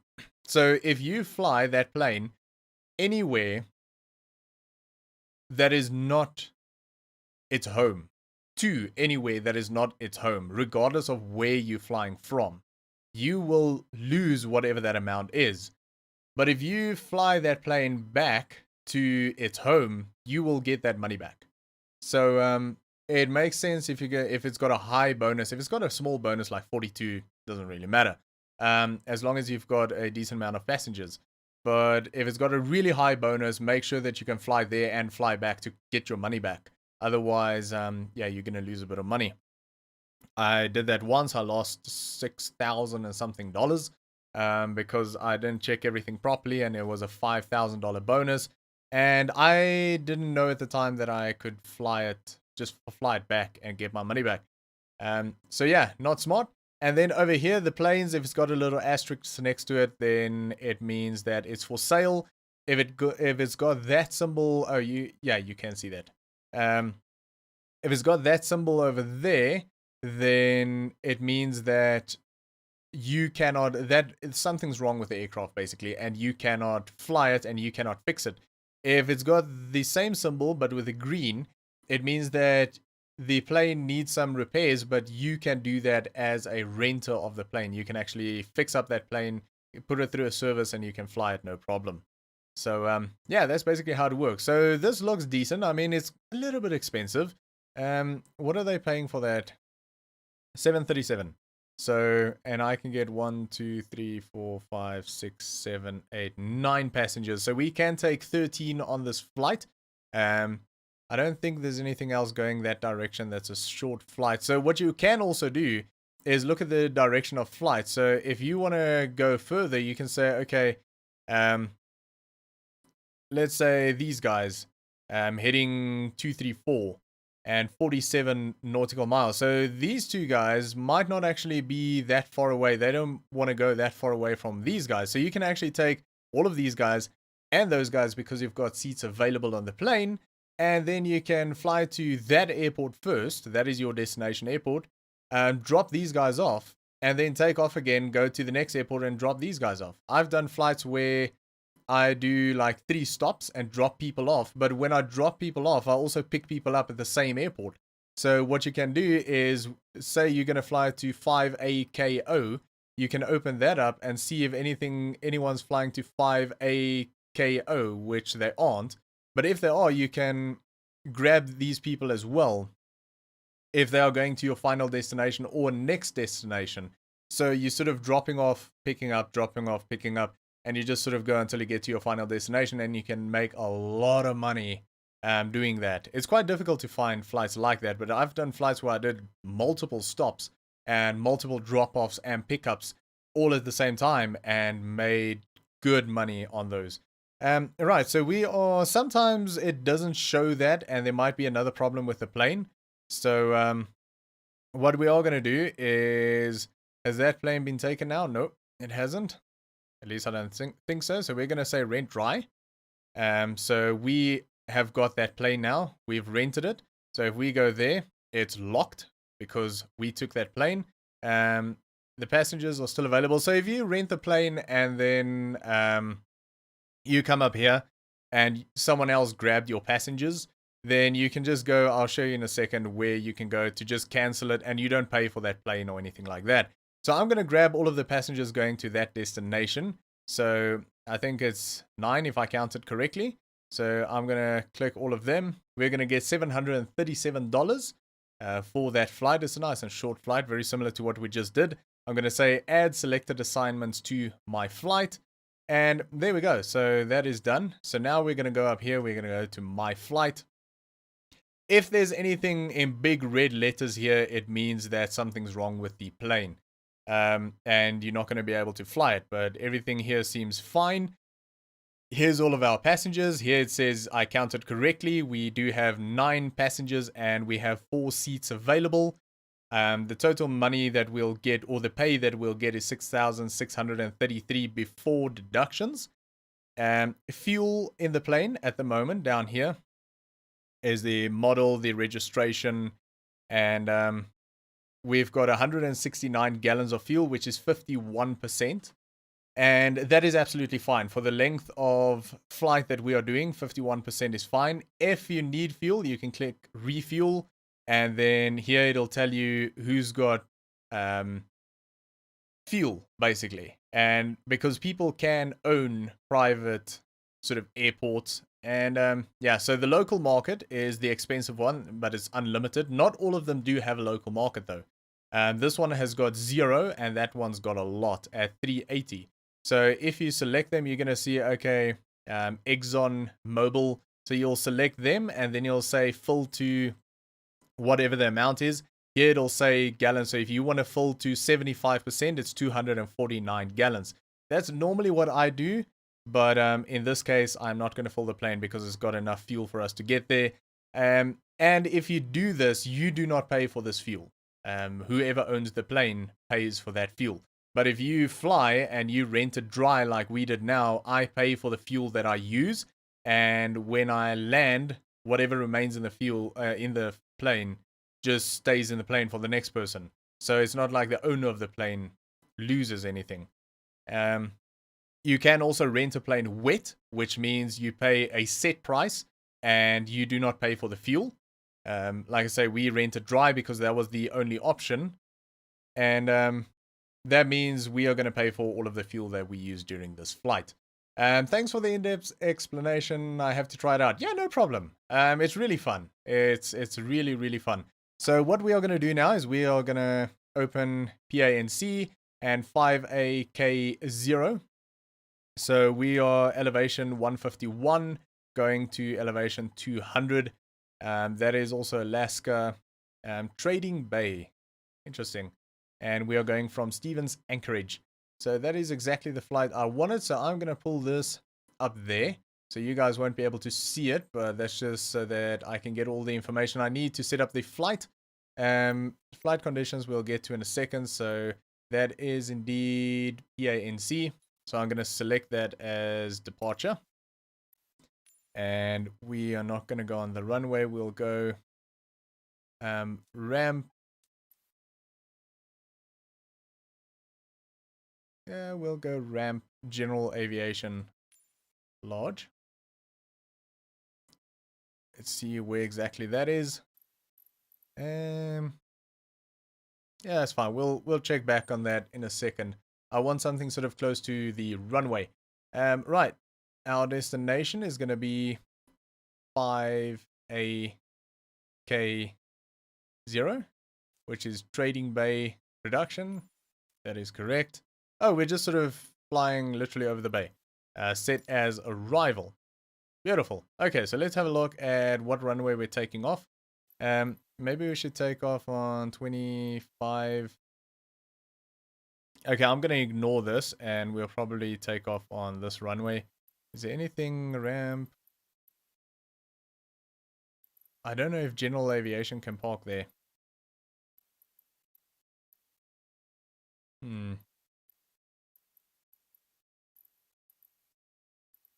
Okay, these are all just normal ramps. So we'll stay here with GA. That's fine. Okay, we're going to stay there. We'll just taxi around. It's fine. Right, so we're going to fly there. We're going to fly straight across 57 nautical miles. This seems to be quite a short runway, so we're going to change that around and say 16. And I'm going to put a custom point in somewhere around there. Just add so that that'll line us up pretty square with the runway coming in for landing. So that is a total of 20 minutes, 60 nautical miles. We are, what is live?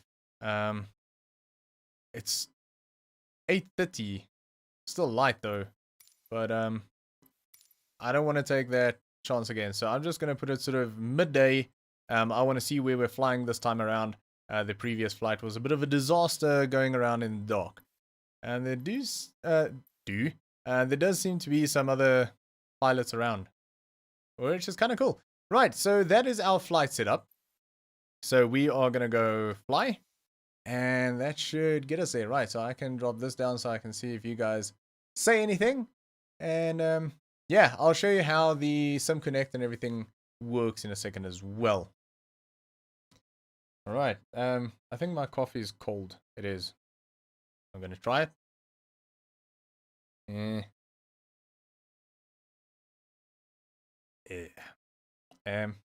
No.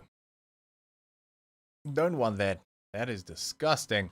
Right, yeah, so we're going to try and get up in the air as quick as we possibly can. I'm going to run through the checklist real quick, or as quick as I can. And yeah, we're going to get flying. Ooh. Very nice. Very nice. Okay. Ready to fly. So unfortunately, this isn't going to be like a mountain flight thing, which I normally try and go for. Being Alaska and everything, I like to fly around in the mountains. I think someone's either landing or taking off on the runway there, which is pretty freaking cool. Unfortunately, I can't zoom that. They seem to be going at quite some speed, so I'm going to take a guess and say they're taking off. I think that might be Paul. There was... Yep, he's taking off. Right, cool. So that is us down there. That is the airport. That is the bay that we are going to be flying over, I guess. I think we're going somewhere there towards that mountain. I don't have a map or anything visible at the moment. Can we get one? No. Only if we're in the plane. Okay, so we'll probably take off. I don't know. Not sure where we're going to take off yet. Right, let's get the plane set up. And why does the plane look black? Oh, here we go. So I do have a custom livery that I made like a year ago. It's nothing... Well, it's definitely not perfect, but it is our very own aerodonculus skin for the Cessna 208.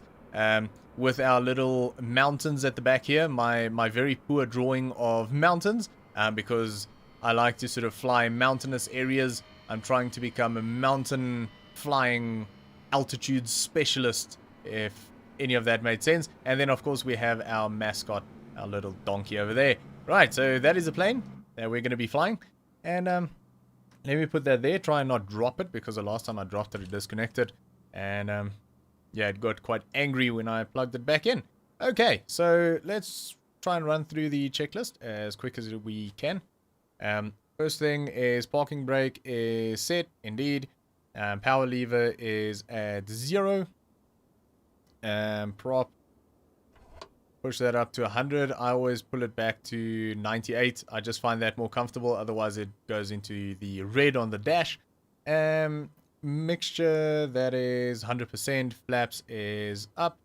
Fuel selectors, both of them on. And then over to here, we're going to turn the battery switch on. So I've actually got all of that on this tablet over here, which I can just select.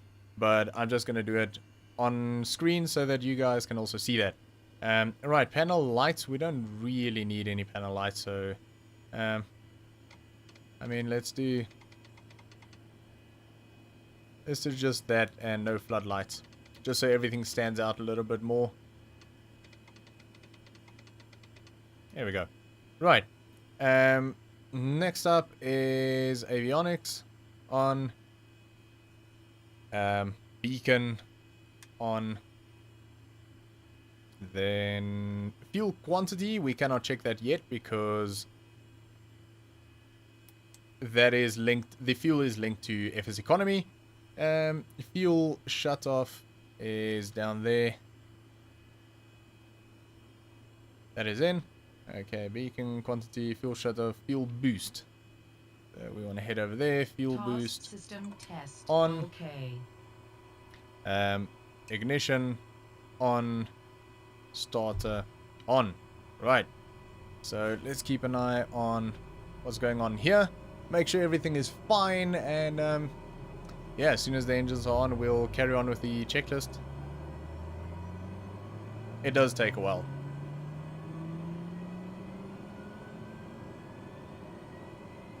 This is quite a big airport. It'd be nice to have sort of an airport chart for something like this. Right, that is starting up. Everything seems fine. That should speed up in a second and then settle down. There we go.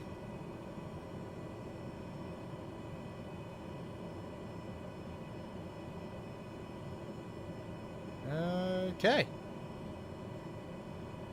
Everything seems fine. So we're going to go back here. We're going to turn generator reset. Starter to off. Fuel boost to normal. Navigation lights. We're going to turn those on. Taxi lights on. All of these on. Beautiful. Then over here, we're going to do that. And altimeter, right. What elevation are we going to fly at? We probably don't have to go super high because it's a short flight. Let's go to 2000. That's fine. I like to fly quite low to get a view of the scenery. So we'll go to 2000. We'll see how that pans out, and maybe let's go to 2.5 just to be safe, because we only need to bring it down a little bit when we come back in for landing. Right, altimeter is set. CDI is done. Let's do wind. Make sure all of that's fine. No wind data, so wind is pretty calm at the moment. Right. Then we can do flight director on, half bank on, de-ice. We're on 14 Celsius, so we're not going to be doing de-ice just yet. That we can put to nav, and everything there seems to be fine. What I do want to do is set vertical speed to about 700. We're quite light. And low altitude, well, very low altitude and not a heavy load, so we can climb pretty quickly. We can probably go to 800, but we're not climbing much, so we'll leave it there. Right, next up is taxi. So let's do that. We'll pop up here. We don't need a pushback, we just need to figure out where we are going. Again, let me take a look at that map. So ideally, I think ideally we need to taxi back there and take off from there. So there's a plane on the runway there, on the taxiway. So I want to taxi that direction, but with that plane there, not really gonna work. I don't know, he's just kind of sitting there, so I don't really know what to do. We can't taxi on the other side of the runway. Am I looking at the right one? 2 runways next to each other. Yeah. Okay. Okay, he's moving, so let's see where he's going. And oh, he's waiting for the ground crew. Yeah, you're just gonna have to go through him, buddy. And I want to see if he's coming my direction. He probably will be. So I'll wait for him to either park or get off our line. And then we shall head out. And get ready for takeoff. I am again gonna load the passengers when we get to the runway. I'm not gonna do it here. You would normally do it here, but we are paying literally per second for that plane, so I do want to maximize profits. So that plane is coming in. Someone else is having an accident, so that's cool. Hello. Yep. This guy, what speed are you taxiing at? Come on, dude. Hurry up. Right, we can actually just go backwards. Maybe I should just request a pushback and go behind him. I'm going to do that. Right, request a pushback. Although this guy's probably going to take his time as well. Someone's having a lot of fun with the plane up here. Nice aerobatics. Pretty cool. Decent pilot. I mean, he's doing a good job. Not dying. Okay. Okay, by the time that you actually hook up to the plane, this guy will be past us. Oh, there's another plane taxiing behind it, a really small one. I can imagine the jet wash behind, what is this, a A320? I don't know. I don't know what planes are actually in the game in terms of jets. But I can imagine it's quite unpleasant back there in a small little plane like that. Is that a Robin or something? Right, are you connecting up? I always find it quite amusing that they connect up for a pushback with full-on propellers in their face at speed. But, I mean, that's what they want to do. Right, I'm actually just going to call the pushback there because it ended up being useless. Okay. Next up. Yep, just taxi out. Right, I'm not going to wait for them to get out of the way because we'll be here all day. I want to get flying.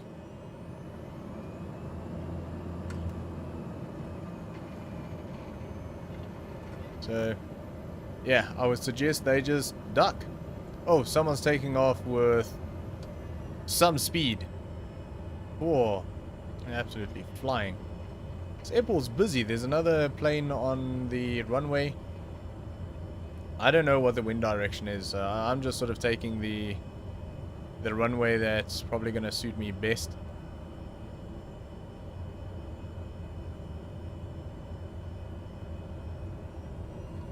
I do miss flying jets. I used to fly the Zebo mod, the 737-800 Zebo mod in X-Plane 11 quite a bit. And that's kind of where I fell in love with flying. I really, really do miss it. I would like for Microsoft Flight Simulator here to get a really nice detailed 737. Because I do like learning on things like that. With this type of flying that we're doing now, I'm just doing it for fun. My checklist isn't too serious. Nothing that I do is too serious. If you've been here for most of the stream, you'll probably know that. But yeah, I mean, I just do this sort of flying. I do enjoy the Caravan a lot. It's a really fun plane to fly. It's also a very profitable plane in FS economy because it can take 13 passengers. And yeah, it's just one that I quite enjoy. So I do fly it a lot. Mostly because it is profitable, but also because it's a sort of a relatable plane. We live very close to an airport, and I mean, most of the time we just see big jumbo jets, 777s and 737s and all of that sort of thing. But every so often, in fact, earlier today, I saw a Caravan fly over, and it's just very relatable. My brother-in-law is also a pilot. He flew Caravans for quite some time. He now flies an Embraer. He has flown 777s for Emirates for a couple of years. So, yeah, I don't know why this guy is going so slow. I'll just wait for him. It's fine. So, yeah, I do enjoy chatting to him about flying and everything. I do learn a lot from him as well. And, yeah, this is just for fun. I say I know my checklist is not accurate. And, I don't really care. I just do it because it's fun. It just feels like there's some sort of a procedure rather than just having everything set up for you and you literally jump into the plane, you're on the runway, everything is already started for you. And yeah, I just find that a little bit boring if everything's already set. Right, do we need to go to the end of the runway? Let's go to the end of the runway just for the fun of it. Yeah, I like to have a cold start and go through a checklist, even though it's not 100% accurate. I mean, it's probably only about 50% accurate, to be fair. But yeah, it's fun for me. I enjoy it. I do miss the sort of jumbo flying. Well, I suppose the 737 isn't really a jumbo. But yeah, sort of passenger flying in jets and things. I don't think something like a 737 would be very useful, I guess, in something like FS economy. And can we go another one? Let's go another one.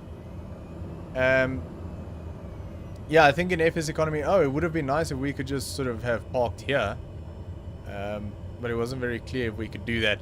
But yeah, in FS economy, something like a 737 wouldn't be very useful. You'll probably never have passengers.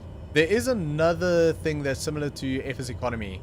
I can't remember the name of it, but I think that caters more towards that sort of flying, like more running and flying an airline. So you're flying airline aircraft and you're sort of running an airline with airline quantities of passengers. I mean, it does also work for smaller aircraft like this, but I think it's more geared towards the bigger aircraft. I can't remember what it's called, but it's something 2. I know there's a 2 at the end of it. But yeah, maybe if we get a proper 737 in this someday, then I'll switch over to whatever that was. I'll have to go check and see what the name of that thing was, and yeah, that'll be kind of fun. Right, so before takeoff, parking brake is set, fuel quantity. So this is where we're gonna load in our passengers. Prop lever, everything is correct. Flaps, we're gonna bring that to 10. We're not gonna do a field check yet because we haven't actually loaded the passengers yet in FS economy, because money. Landing lights, we're gonna turn those on. Taxi lights off. Strobe light on. Pitot heat on. And de-ice, we don't require de-ice. 14 Celsius by the looks of it. Yeah, that's fine. Okay, I think we're good to go. Perfect. Alrighty, so let's grab. So now you have SIM Connect, which is this little thingamabob. So if everything says connected and connected down here, it means it's connected to SIM Connect and it's connected to your game. There is on FS economy, it gives you all the directions how to set this up. So we're going to go information. So this says the aircraft is available at Stevens Anchorage, where we are at the moment. So it means that the game knows that the 208 Cessna is here. So we can fly it, which is good. So we're going to go action. We're going to say start flight. You have no rented aircraft at LHHD. Okay, that's not good. Why not?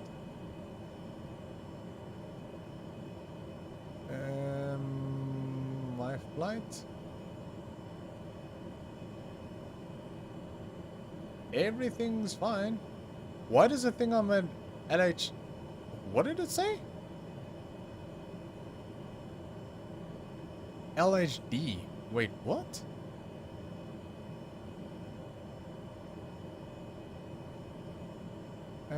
Start flight. What is LHD? Alternative airports. Why alternative airports?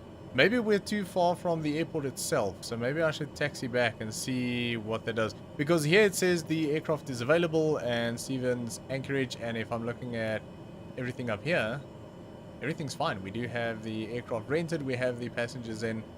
Never had that happen before. Right, I'm gonna taxi back. Maybe I'm just too far from the sort of airport buildings. It might actually be picking up another airport. I don't know. It does say Anchorage though, so I don't know what the deal is with that. Let's move closer and then we'll try that again. So that's a bit odd though. So yeah, pretty much. Oh, wrong line. Yeah, we're gonna take down some lights, but it's okay. It's not ours. Yeah, I don't know what that is about. I've never seen that before. So, yeah, sorry. I was trying to give you a good explanation of what's going on, but yeah, apparently, SimConnect doesn't want to play along. Let's go flight. Start flight. You have no rented aircraft at LHD. What is LHD?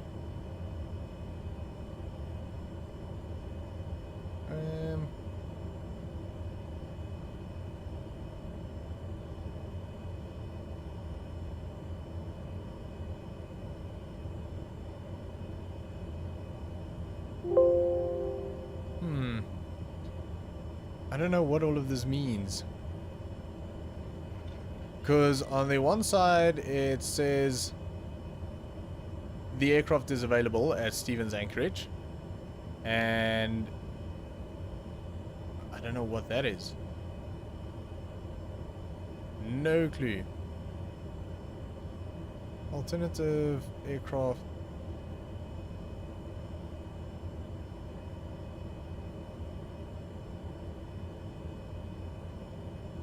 Oh. I don't know. I honestly do not know. It just seems to not recognize the aircraft.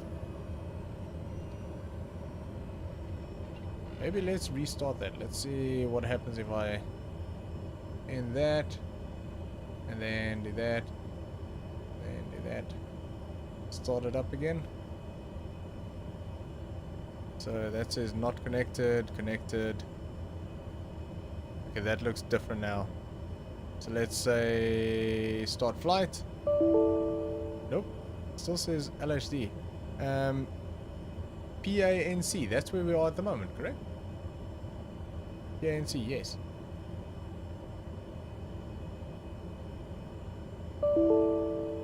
I don't know what the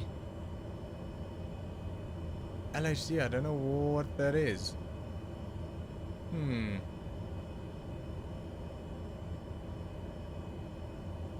I don't know what to do. Because I've got a plane rented, I've got passengers. I'm at an airport. And SimConnect is just saying no. What is Lake Hood? We're not in Lake Hood.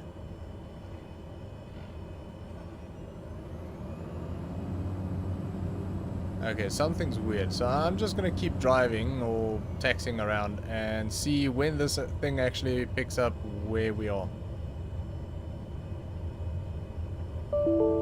No. What if I...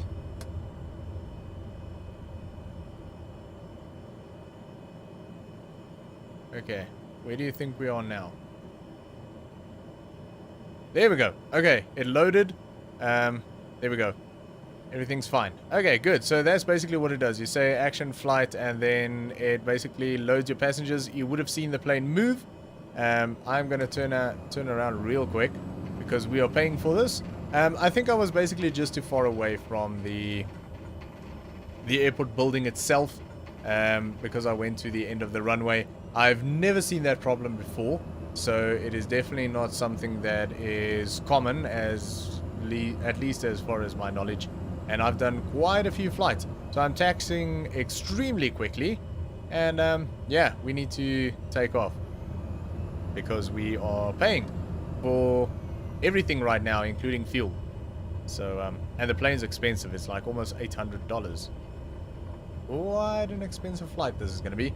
But we've got 9 passengers on board, so yeah, pretty good. I should have actually taken that off ramp and just go from there. It's a really long runway and we don't need anything close to that.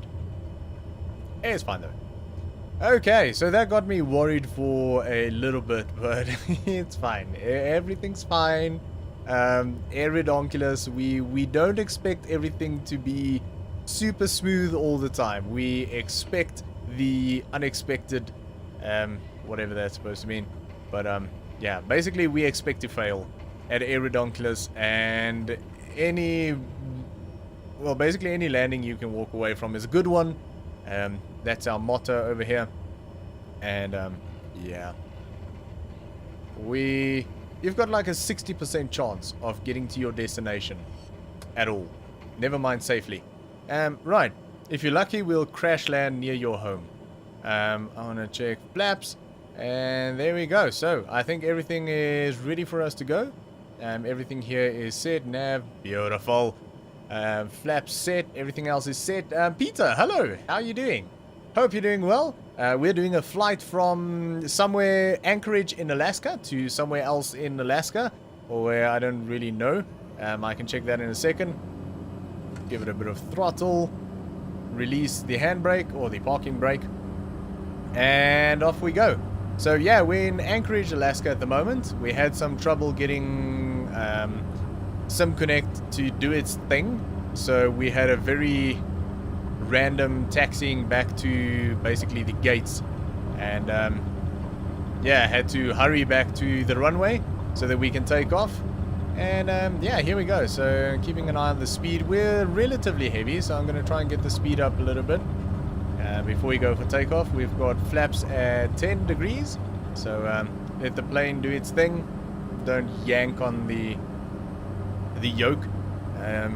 Pull back gently and let the plane fly.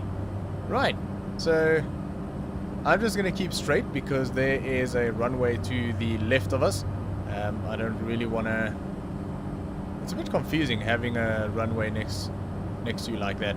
So I don't want to cross over that runway. Although it'll probably be the safest thing to do. Thinking about it, I'm going to cross over the runway because no one's going to fly straight over a runway.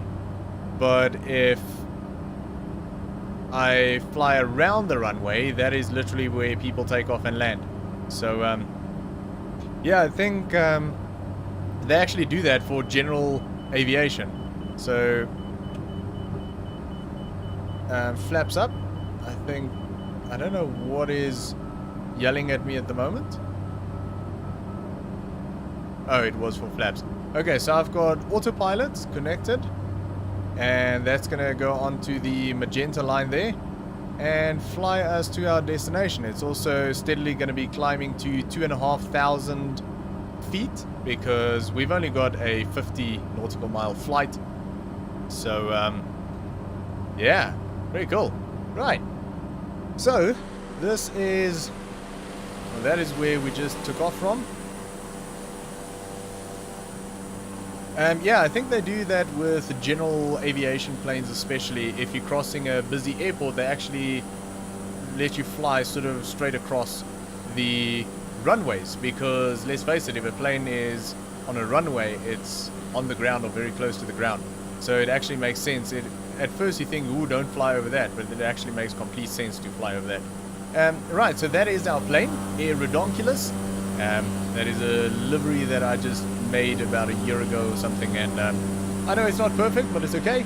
We have got Aerodonculus on the side. We've got some poorly drawn mountains on the back because we are supposed to be mountain high altitude flying specialists, and we have got our little mascot donkey on the what is that called, the aileron?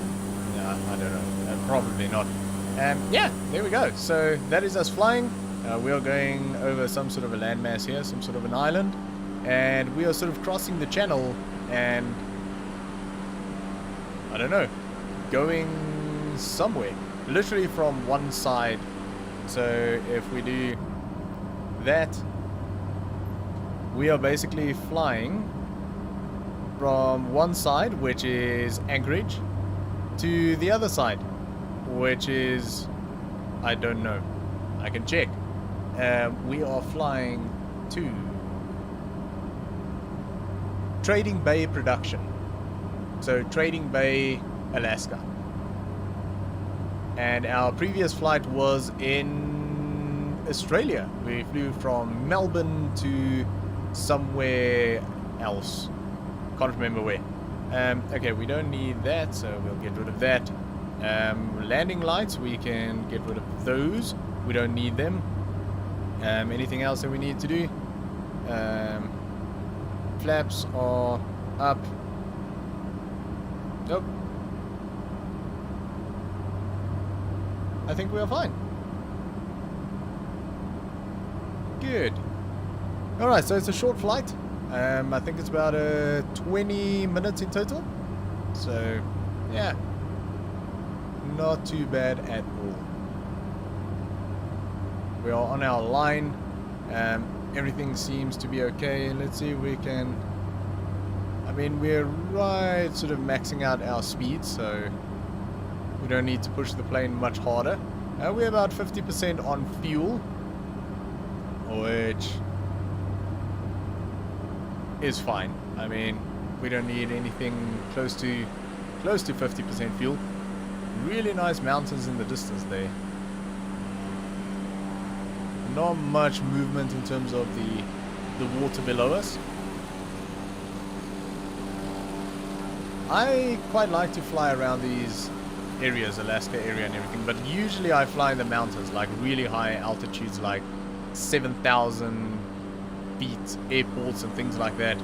And sometimes it can be really fun to fly around areas like these that are extremely mountainous and also have well, when you're also heavy. So if you're flying FS economy and you really heavy, if you've got like a full flight, 13 passengers in a plane like this, that is not exactly the most powerful plane in the world, and you're flying in mountainous terrain at a very high altitude, it can be extremely difficult to actually get out of mountain ranges to get to an airport. So sometimes you would be flying complete opposite directions of where you're supposed to be going, just to follow. I normally follow sort of what are they called, like basically the parts in between mountains.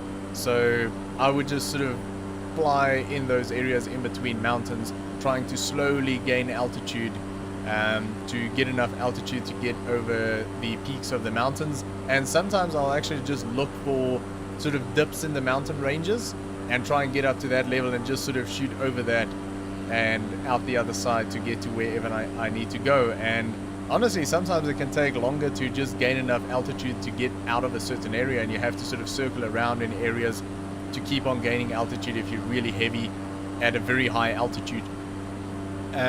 It can take a very long time. Sometimes that takes longer than the actual flight itself. So, oh, my YouTube just disappeared. That's not good. Oh, it's back. It's back. Okay. Calm down, YouTube. Yeah, YouTube has been angry all day. It's been, yeah, not happy with with me streaming today. I don't know why. Ben, hi. Hi, how are you doing? England game is too much for my nerves. Need some Dave chat to calm me down. Oh no. Yeah, so is things not going too well, I'm thinking? Or is it just things are going okay, but it's nerve-wracking? Yeah, who are they actually playing today? I can't remember. I've been so busy with, well, life and making YouTube videos and everything that I'm not even keeping up to date with everything. I know there's some really big games going on at the moment. I just can't remember who they're actually playing. So yeah, I'm just gonna do that. I just want to see what the current delay is like for the stream.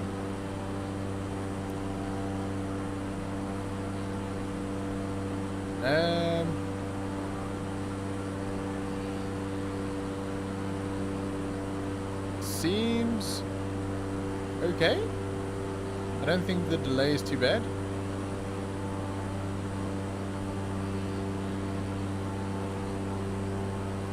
Yeah, okay, because what I see up there, that's why I'm saying YouTube is being a little bit temperamental tonight. What I'm seeing up there is we haven't taken off yet. So, yeah, it is quite slow. Right, I also can't really see anything here. Okay, let's try that. There we go. Okay, now I can actually see what's going on. And everything seems... Oh, what's happening? Okay, that seems fine. In fact, I'm going to put my phone right over there. I've got quite a bit of battery life. So I'm just going to put it over there so that I can stop worrying about that. In fact, I might actually do that from now on. Just have the stream going there so that I know everything's fine. So yeah, apologies. If you've been following the stream tonight, I've been very worried about the stream because all of my information is just wrong. YouTube seems very, very unhappy with me tonight, and I think it might be because, well, it might have something to do with the fact that this is one big monitor right now. So the 3 monitors in front of me is one big monitor, and then I've only got the one up there, which I use fancy. Is it fancy? What is it called? Fancy zones. Fancy zones to split the screen up there into 2 equal bits. Fancy zones is really cool. You can sort of make custom things, and I've just got it split in half, but sometimes I split it in 3 or 4s, so that I can have sort of full screen applications in certain parts of the screen. So it's very, very handy. Fancy zones, which is, I think, just a Windows thing that you just need to download. But yeah, let's go in flight and see how far we are from our destination. Okay, we're still 26. I think someone literally just flew over the top of us. I don't know, but it seemed that way on the radar down there. Speed, everything's okay. We're close to overspeeding, but we shouldn't. Yeah, everything is just, I think it's just not happy, but it's okay. It's fine. I can see that everything looks okay, so that's good. It's not a problem at all. Ooh. I do not have any water, and I would like some water. And I think my wife is probably already sleeping. So, yeah, I'll just have to sort of sit here and, yeah, try not to die from dehydration, but it's fine. Yeah, what was I saying? Oh yeah, so, fancy zones. So, oh yeah, there we go. That's a black screen again. Thanks, YouTube. It's amazing. You're great. Goodness me, that thing is so delayed that we are still trying to get SimConnect to work properly. It's extremely delayed tonight. But it's fine. I can see over here that everything's fine. So I'm not worried about what's going on there. I'm just worried that the chat is very delayed. If the chat is that delayed, then that's not good. I would be quite unhappy if the chat is delayed as much as the preview is over there. Can I do anything about that? I don't think so.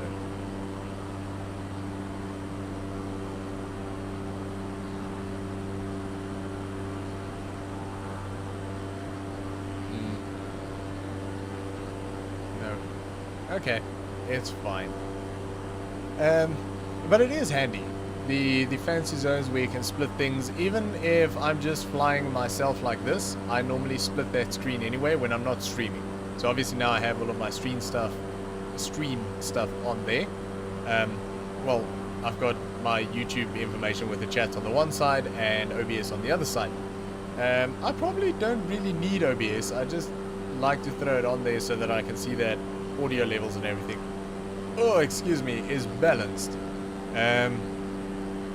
But what I sometimes do is, if I'm just flying without streaming, I still like to have it on 3 monitors.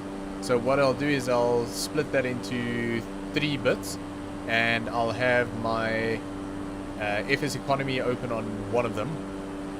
I'll have SimConnect open on another one, and then I'll have like a stream running on the big part. So I'll have like a big one, which is half the screen, and then the other half would be split in half that way.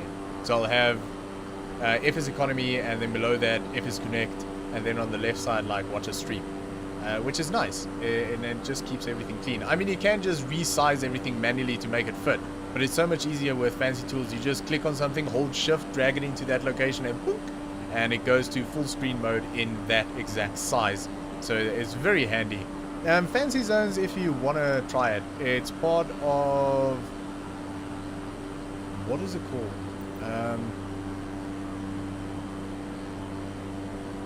Power Toys. It's part of Power Toys. So yeah, if you want to If you think that's something that you might be able to use, it's free. It's a thing that you just download. It's sort of like a Windows extension, I think. So, yeah. Right. How are we doing? 14 nautical miles. So, where we are heading is an altitude of 433. So, I want to go to about 1,400 at this point. So, let's do...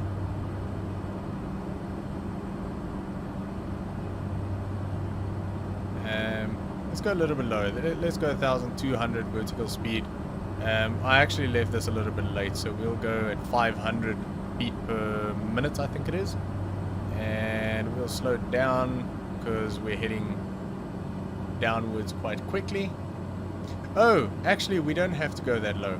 It's fine. We can go to about 1,008 at this point, because that distance there, the 11.4 nautical miles, is to our custom waypoint, not to the airport. I keep on forgetting about that.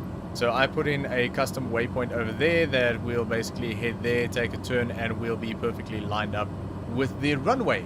So, yeah, Ben, if you're still around, let me know how it's going with the football or soccer. We just call it soccer.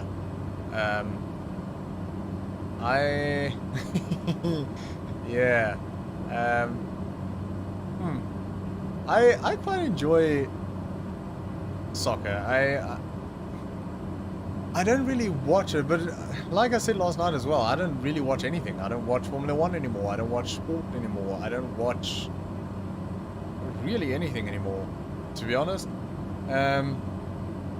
So, I mean, I would watch big rugby games and things like that, and I would never ever miss a World Cup of like football or soccer or rugby, or I'm not that bothered about cricket really, unless it's 2020. 2020 cricket is amazing, fast-paced. I'm not really a 5-day test match type of a guy when it comes to cricket. I do enjoy playing cricket. I played a lot of cricket at school. I didn't play rugby at school. I'm not really built for rugby. I'm quite tall. I'm like 6'1", 6'2", somewhere around there. So I'm pretty tall. I mean, not massive, but pretty tall. But I've always been quite skinny. So rugby wasn't really my game. I'm not that skinny anymore. I mean, I'm still not a massive guy, but I gained like 15 kilos in the last year or so. Yeah, in about a year. I gained about 15 kilos. Well, actually, it was a little bit over 15 kilos. So I used to be very skinny. Now I'm sort of just, I think, normal for my height. But not a rugby player. I used to do competitive shooting. I was quite good at that. Enjoyed it a lot, but my main thing was always golf. I was always pretty good at golf. But, yeah, these days I only sort of watch the final day of golf when it's a major. Football, I only really watch when I'm lying in bed and there's really nothing else to watch and there's a football game on from a club that I know. I don't really have a favorite club or anything. Rugby I only watch when it's really big matches like a World Cup, or like now the Lions, the British and Irish Lions versus the Springboks. I'd watch that. I did watch the warm-up game between the Springboks and... who was it? Can't remember. Georgia. It was Georgia. I think they've got another game against them very soon. But, yeah, I'll watch things like that, but I don't watch that much sport anymore. I do enjoy playing soccer, and I think that's in general. I think I like playing sports more than watching it. Like golf as well. I'm not a huge fan of watching golf. I would rather just play it. And the same with soccer. I would rather play soccer than watch soccer. I'm pretty rubbish at soccer. So if... what is flying above us? I did see some lights. Oh, there we go. Something with... oh no, there's another one. Alright, okay. This is beautiful out here though. I don't want to move too quickly because it can be nauseating sometimes. but look at that. That is absolutely beautiful. So we're going to make a left bank very soon.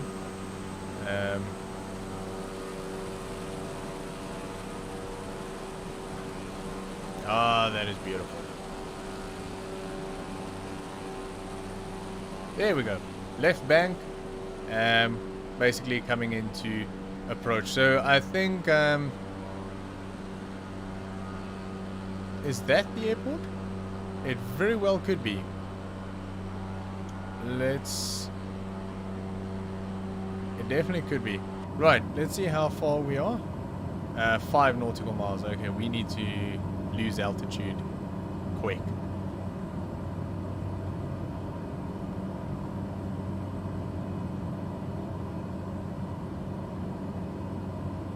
Okay.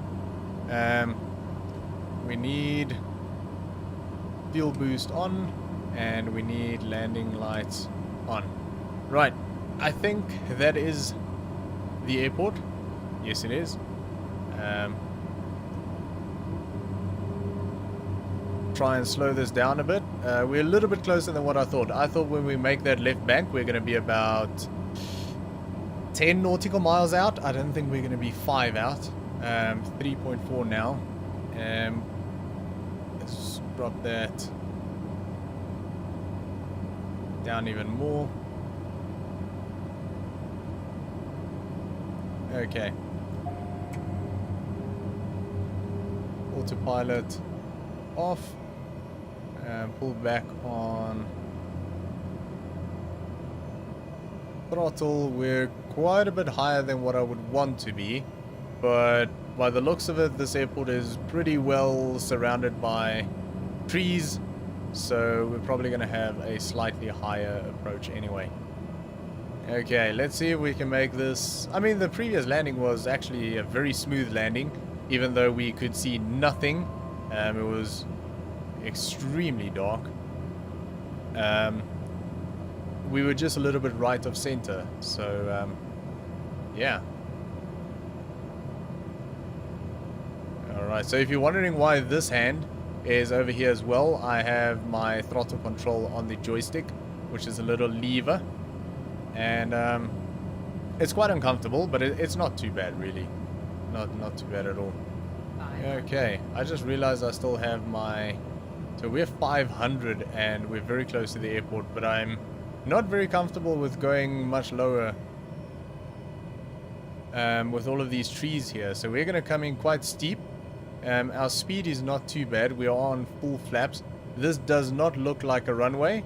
I don't think anything should be landing here, but we're going to do it anyway. Put it down slowly.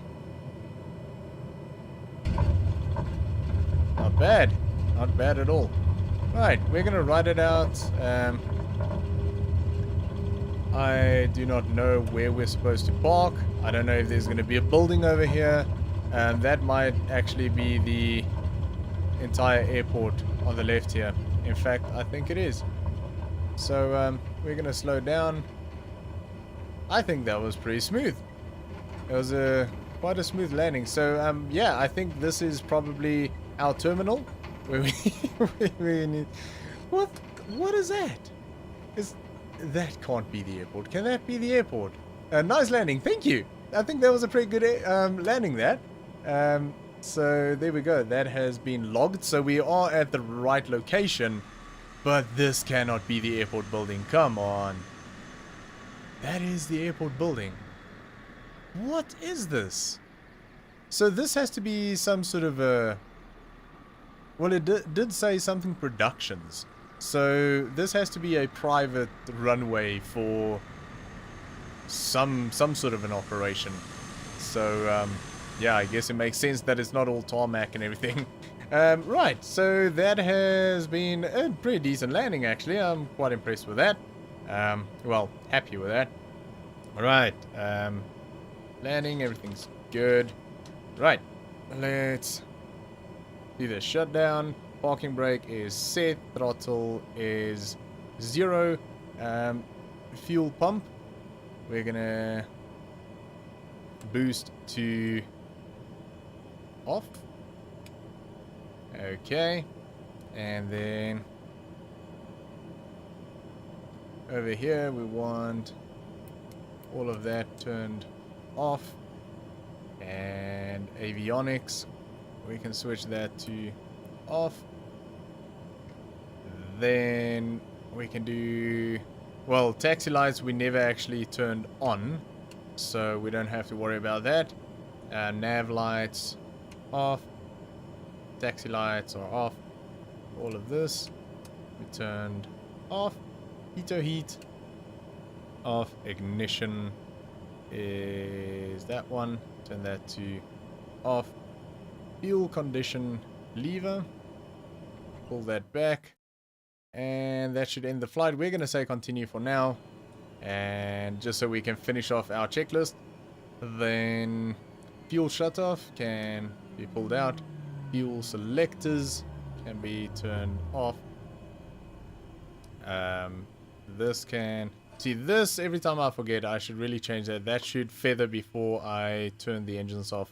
As far as I remember, I do have notes of that, where I made a mistake on the order of what that should be in. Beacon off, panel lights, we're just going to leave on, it's fine. And battery switch off. Did I miss strobe lights? Where? Oh, strobes was supposed to come off a long time ago. Right. Panel lights off. Off. Have a look if everything here seems correct. It seems so. And yeah, everything seems to be fine. Beautiful. Okay. Very good. We can probably put that back. The yoke. So that is that. So we're going to go back to the main menu. And let's see.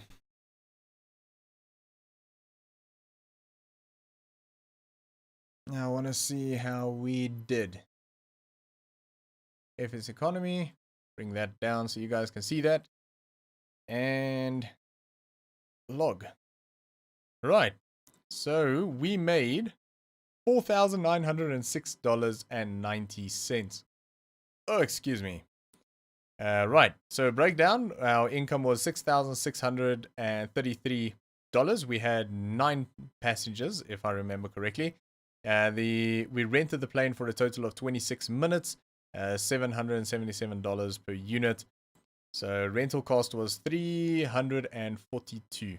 So I think that price per unit is per hour. So we only rented it for 26 minutes. So we paid $342, not $777, because we didn't take it for a full hour. Our fuel was $123.74. That is because we rented the plane dry. If we rented it wet, then we wouldn't have paid for fuel. Unfortunately, we didn't have that option, so we had to pay for the fuel, but that's not too bad at all. Our ground crew fee was $663.30. I don't know why or how that is possible, because there's nothing there. There's a shack. Booking fee is $596.97. So all of our costs there was $1,384.01. There was no distance bonus, which is fine. And our earnings in total then was $4,906.90, which means in today's stream we've made a grand total of $10,503.43. So yeah, pretty good. So we are over 400,000. Well, we were over 400,000 on the first flight. Okay. So I think I'm actually going to do another flight. I thought I might actually do this one and then call it quits, but nah, I'm still okay. I might need to pop to the bathroom real quick. But we'll find a flight first. I want to go to the bathroom real quick and get something to drink as well. Not get something to drink from the bathroom. I want to go to the bathroom and then I want to go to the kitchen and get something to drink to bring back, just to clear that up. Yeah. Okay. Let's find a plane. Where are we at the moment? Where did we land? I mean, you never know. The plane is here, so we know there's a plane. Is there any jobs? No.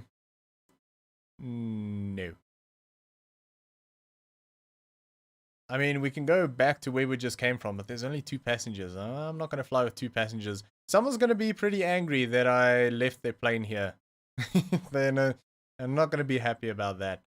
But, yeah, not my problem. Okay.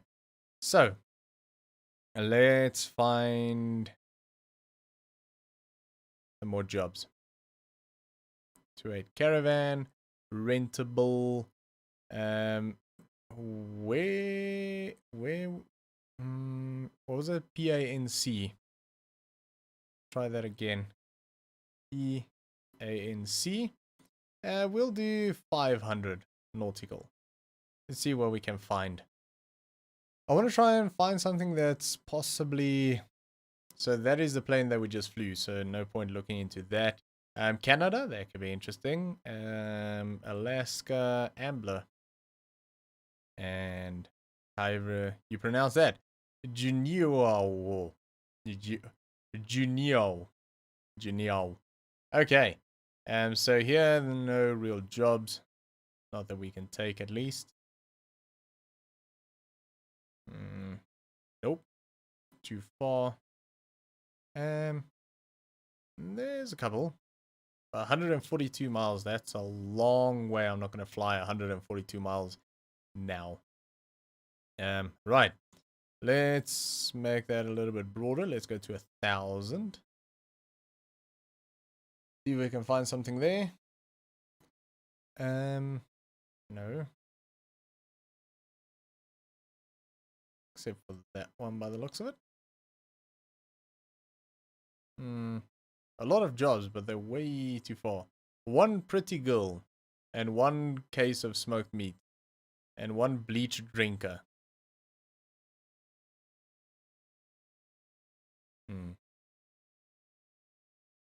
Sounds like a rough night. Okay.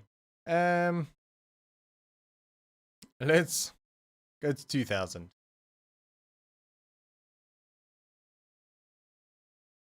Oh, okay, there's a lot. All right. Go through a couple of them, see what we can find.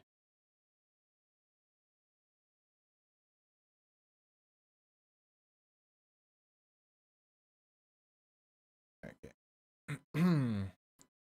A lot of jobs. With a very expensive plane. And way too far to fly. No. No. No. Possible? What's a plane like? Plane's not expensive. I mean, it's got a $250 bonus, which we'll obviously lose. Because we're not... We're not flying it home. We're flying it away from home. What's a 1, 2, 3, 4, 5, 6, 7 passengers? I like to fly with at least about 10. I mean, I'll leave it there. It's an option. No. No. No. No. Maybe 100 miles is a bit far though. 500. It's a cheap plane. It is home, so it'll lose $200. I don't know. 100 miles is a bit too far. Fly now. Oh. Okay, this is doable. What is the plane like? So the plane is 500 dry, 800 wet. No bonus. Okay. Possibilities. Plane is also for sale, interestingly. I don't know. I think for the distance we'll fly here is not worth getting it wet because our fuel will be much less than $300. So 500 dry. Again, dry means we pay for the fuel ourselves. Wet means that we pay 800 and we don't pay any fuel at all. So in this case, if you're flying really long distance, it's best to get wet if it's sort of close by, close to that price. But we are probably not going to use $300 worth of fuel. So I'm thinking I'm going to go with this. But we're going to do something interesting. Right, let's rent dry. I want to make sure the plane is flyable. So it's got 32% fuel. There is fuel available. Okay, great. And no errors. So that is all one passenger. So it's 1, 2, 3, 4, 5, 6, 7, 8, 9. No. 1, 2, 3, 4, 5, 6, 7, 8. 9, 10, 11, 12, 13. Right, so I'm going to take passengers from that want to go to 2 different airports, but they're heading sort of in a similar direction and they're not too far apart. So we're going to go to that airport first and then we're going to go to that airport. So I'm going to say add selected. That should give us a full plane, which would be amazing. So my flight, did I count correctly? Total assignments is 13. So we do have a full plane. We can refuel the plane. So we're gonna, they've got a lot of fuel, so we're gonna fill that to 250. That'll give us 75%. And what I'm also gonna do is I'm gonna have a look at this airport, CJQ4. See if anyone goes to CJQ4. Indeed, they do. Right. Okay. This is beautiful. This is perfect. Right. So we have 1, 2, 3, 4, 5, 6, 7, 8. So 8 people going to CJ M5. Oh, okay, never mind. CJ M5 is the destination. And CKK5. Oh, right. So I looked at CJQ4. I was hoping that someone at CKK5 also wants to go to CJM5. But no one wants to go to CJM5. People just want to go back to CJQ4. So I was hoping we can drop off a couple of people here because this is going to be our first stop. And then pick up another bunch of people. So we have, what, 1, 2, 3, 4, 5. So I was hoping that we can drop off those 5 people, pick up 5 more people that want to go to that destination. But no. But, I mean, we probably won't do another flight after this. I mean, we might do. I don't know. If we do, there's a lot of jobs that we can take. So, yeah. Okay, cool. So, I am gonna pull this up.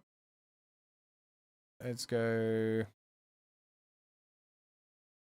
Okay, so this is my flight. Let's close all of that because I can't remember what I opened and what I didn't. So, our destination is CJQ4. Our first stop is CKK5. And our final destination is CJM5. Right. Thank you! Who was that? Anthony. Oh, that's so hard to read. Anthony, I'm just going to say Anthony. I can't see the surname. But Anthony, thank you very much for subbing. I do appreciate it. And I hope you enjoy your stay with us on the channel. So, right, I'm going to pull that up there. So you guys aren't going to be able to see that. Because you're going to see this.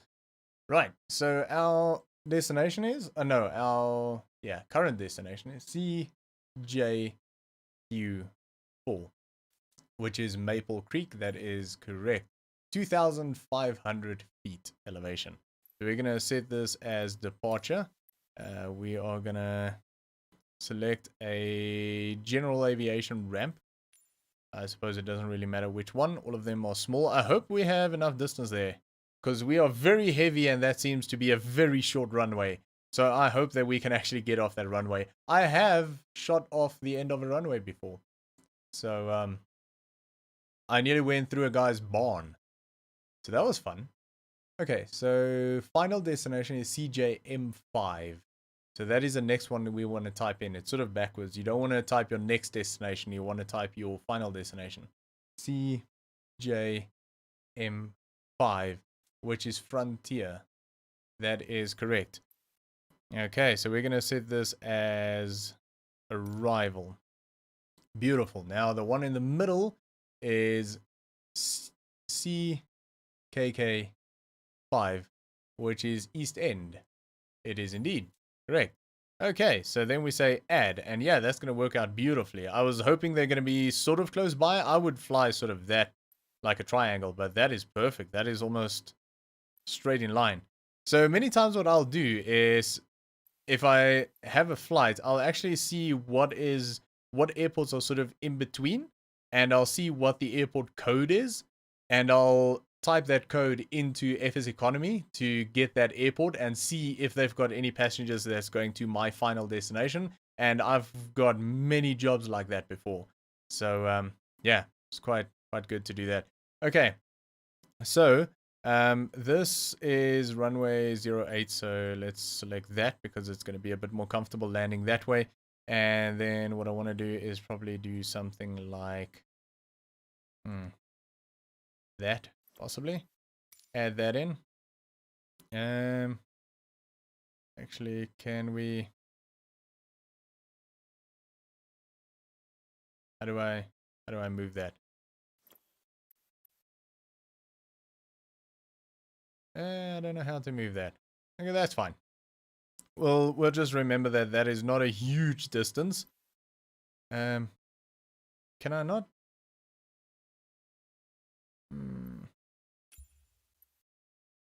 No, I don't really want to do that. It's not showing the... It's not showing that point that I put in there. Okay, let's just put another one. Okay, there we go. That's fine. Right.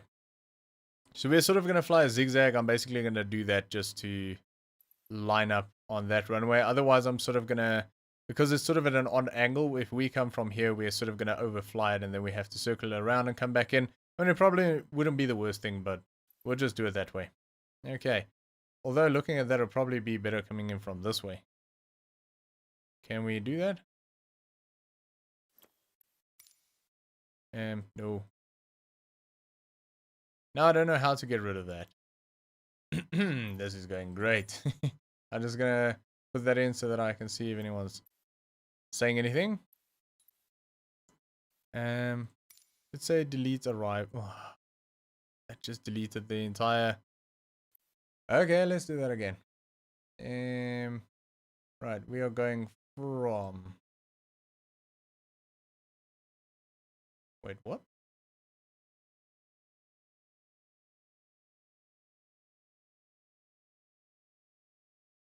Oh, I've got 2 pages open. We almost flew to Angola or something. Okay, let's try this again. Main airport. CJU4. Maple Creek. Set as... Oh, that is set as departure, right. So we're going to go J ramp. Then CJM5 Frontier, that is going to be arrival. And yeah, I want to arrive on 26. I think it's going to be smoother to go that way around rather than do a big zigzag. And then the one in the middle is going to be CKK5 East End. Say add, and that's fine. We'll sort of line up very well with that. And then what I want to do is something like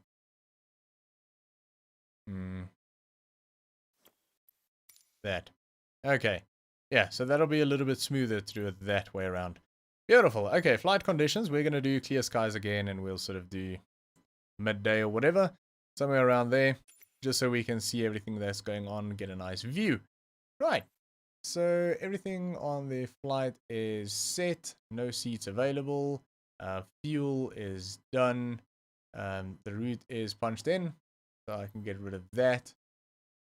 And oh, the surname on that was Cottrell. So Anthony Cottrell, thank you very much for subscribing. And Right, we are gonna hit fly.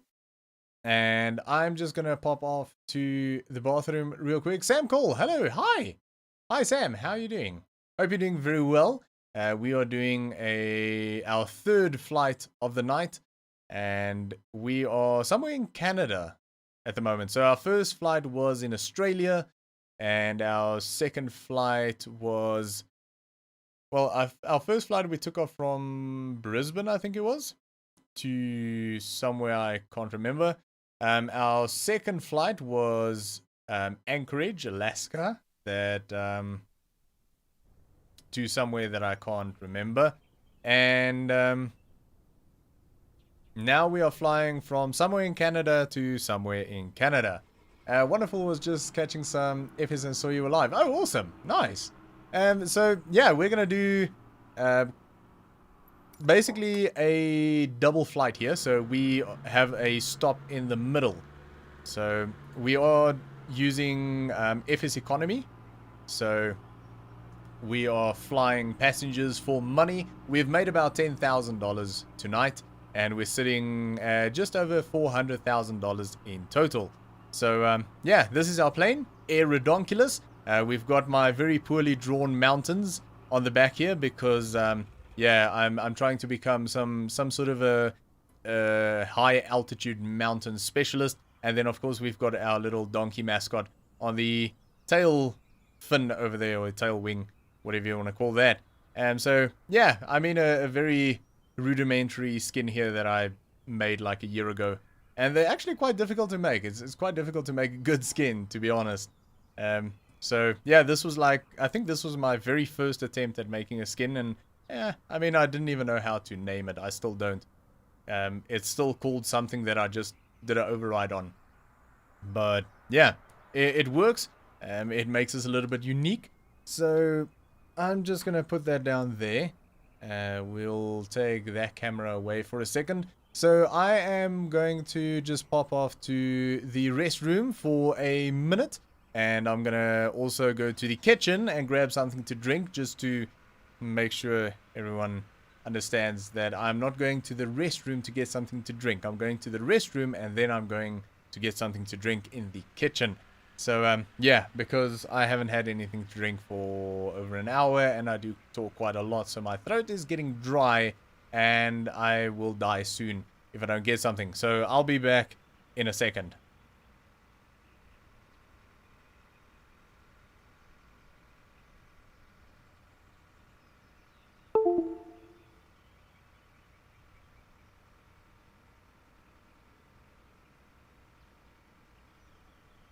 And yes, this is very uncomfortable and difficult to get out of this rig. Just so if it looks uncomfortable, that's because it is.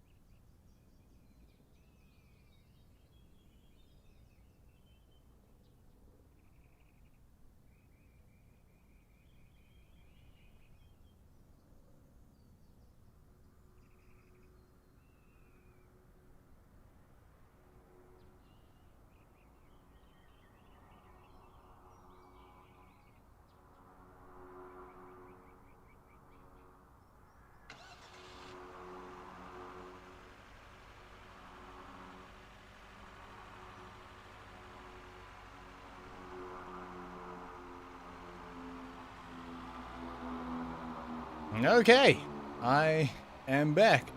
Um, England actually won 2-1. Well done. Very, very good. Very good. Well, I suppose it's very good depending on who you're rooting for. So, if you're rooting for England, very good. Right, I hear some planes flying around. So,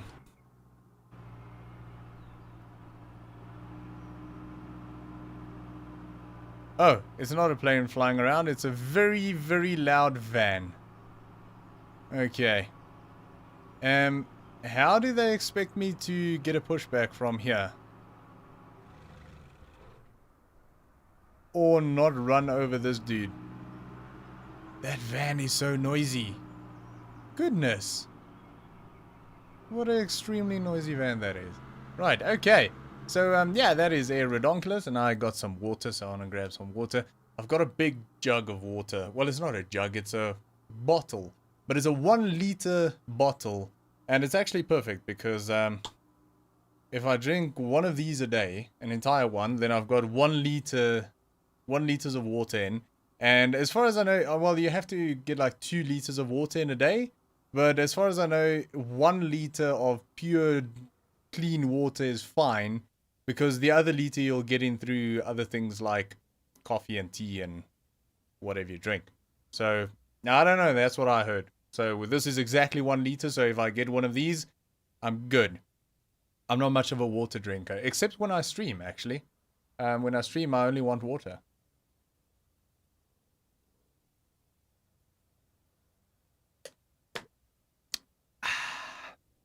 Nice. Okay, what was that thing? Nice. That probably clipped on the mic, so if it did, sorry. Right, okay. So, put that away. Checklist. Beautiful. I don't know, do you guys... Oh, it's more that they haven't got into a major final for 55 years. So it's notable in round ball. Goodness. Yeah, I heard something about that actually. 55 years. That's really yeah, that's a long time. Well done. Well done. Really well done.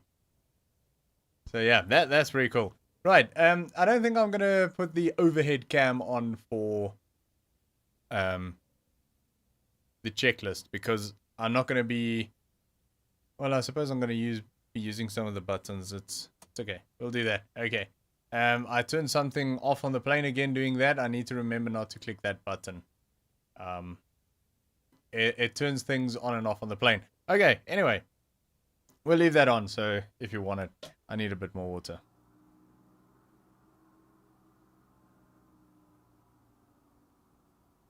All right. So,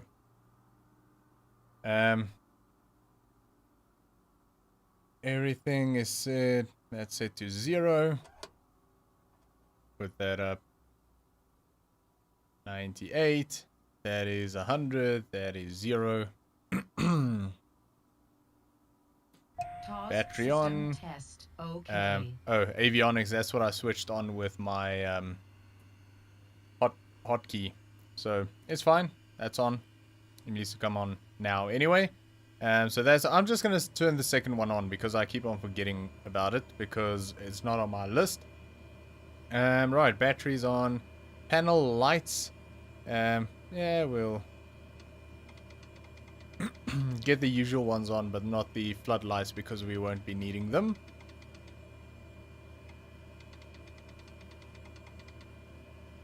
Okay. Avionics is on. Beacon. Turn that on. Fuel quantity we can't really check because that's linked to FS economy, but we'll just say it's fine because we have actually checked at 75%, so that's good. Right, fuel shut off is down here. That is fine.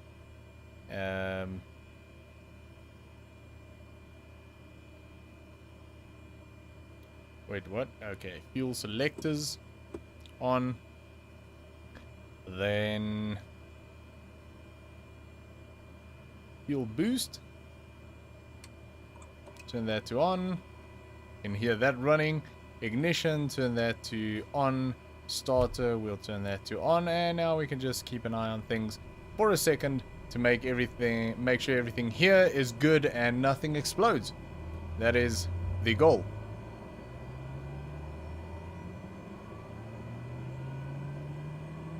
I mean, again, I don't know if I'm doing all of this in the correct order, but I have heard from actual pilots that these, well, not specifically these, but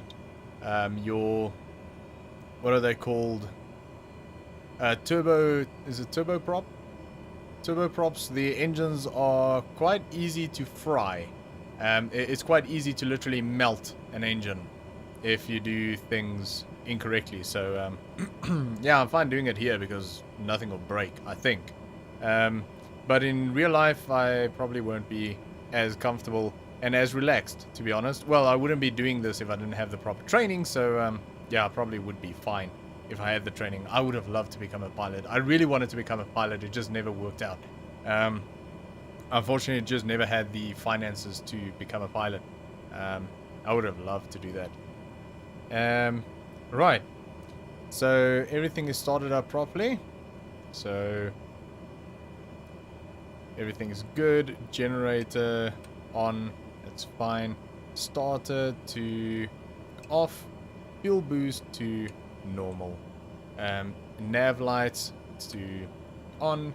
Taxi lights on. All of these, no smoke. Seat belts, cabin, all of those lights on.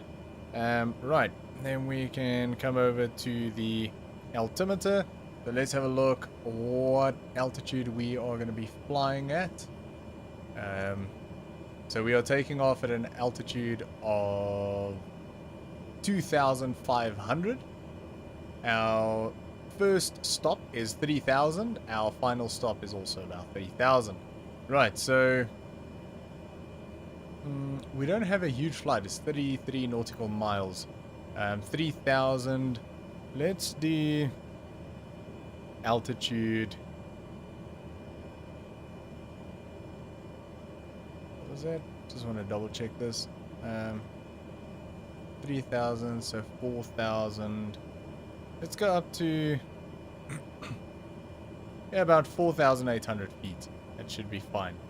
Vertical speed, we're quite heavy, so I'm going to go 500 feet per minute climb.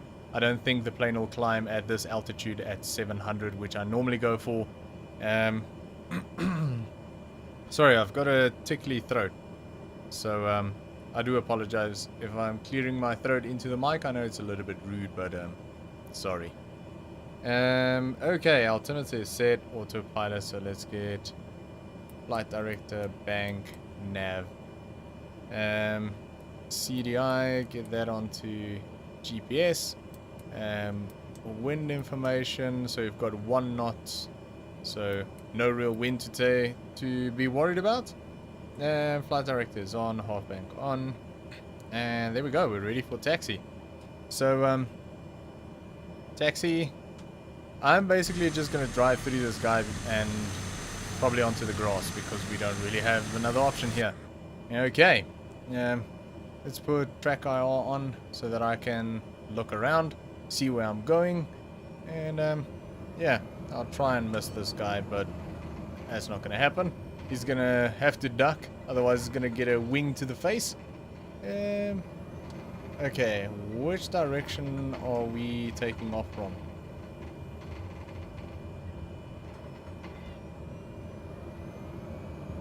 I think we need to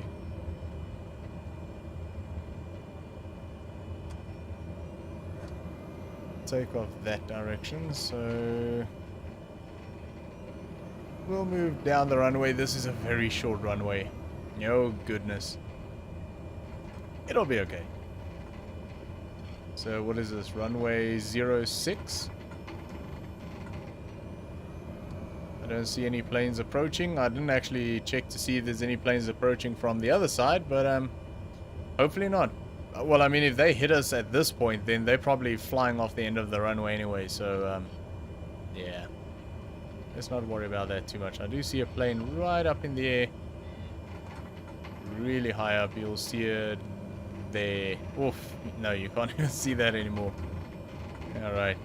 Okay, let's turn this baby around. Runway 06.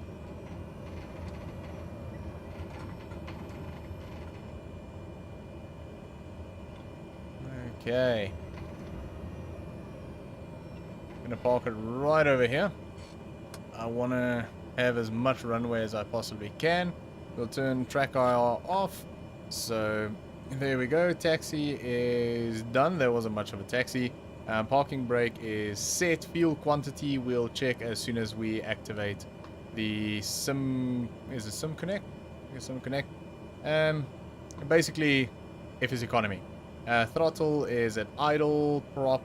Let's just check that again. That is 98. That is at 100. That is all fine. Flaps we're gonna pull to 10 degrees. There we go. And then landing lights. We're going to turn landing lights on. We are LG Aviation. Are you on live traffic right now? I am indeed. Because I think that plane is an Air Canada 787. You're talking about the plane flying up there? The one that just passed? Because I am on... I think I've got everything set to live. So, basically I can see other players in the game, but I can also... I should be able to see real-life traffic as well. So, yeah, that's pretty cool. Oh, so that is the one. That's a Air Canada 787. That's pretty cool. That's awesome. That's really freaking cool. So, yeah, I should be able to see other players, which I have, because at the previous airport, before takeoff, there was someone doing aerobatics. But, yeah, I do have live traffic on as well. So that's really cool. Thanks for letting me know about that.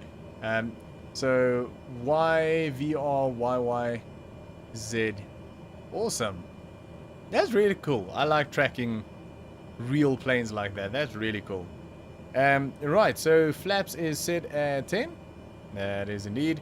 Taxi lights off. Strobe light on. Pitot heat on. And de-ice we do not require. It's 10 Celsius. We're close, but it's fine. We'll keep an eye on it. Right. I think we are good to go. Let's put that back. We are gonna get this connected. Hopefully this works better this time round. There we go. We can see fuel popped up and the plane moved. That's because we've got 13 Canadians in the plane. Correction, we've got 13 raging hippies in the plane. So this is a multi-stop. We have a stop in about 33.7 nautical miles. And we're going to drop off 5 people, and then we are going to continue on with the flight and take 8 other people to their final destination. Your damper doesn't work, so that's fine. Right, I think we're ready for takeoff.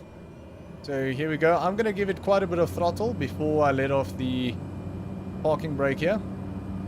That was probably a bit too long, but it's okay.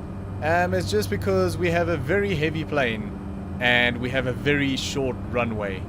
So I'm a bit nervous if we're going to actually get off this runway. We've got things flashing at us. It's quite unhappy at the moment. I'm not going to worry about it too much. We've got 10 degrees of flaps in. I don't really want to put in more flaps because then we've got less speed. We're at quite some altitude. Okay, this is the end of the runway. We do not have a lot of speed. I'm going to max it out as much as I can and pull up. Oh, that's heavy. That is very heavy. Okay, we're fine.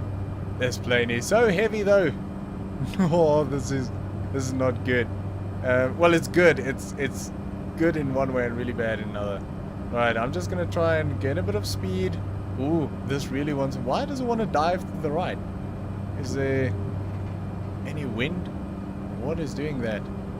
Okay, pull back a little bit on the throttle. Flaps are up. This thing is really unstable right now. I don't know why. I'm hanging on to it quite a bit. So I think what I am going to do is, it seems to be quite stable. I'm going to activate autopilot. I'm going to let go of the controls really slowly. And that should stabilize out. There we go. Okay, so we are going to climb really slowly at 500 feet per minute. That was close. That was too close for comfort. I would have liked to have a bit more speed than that.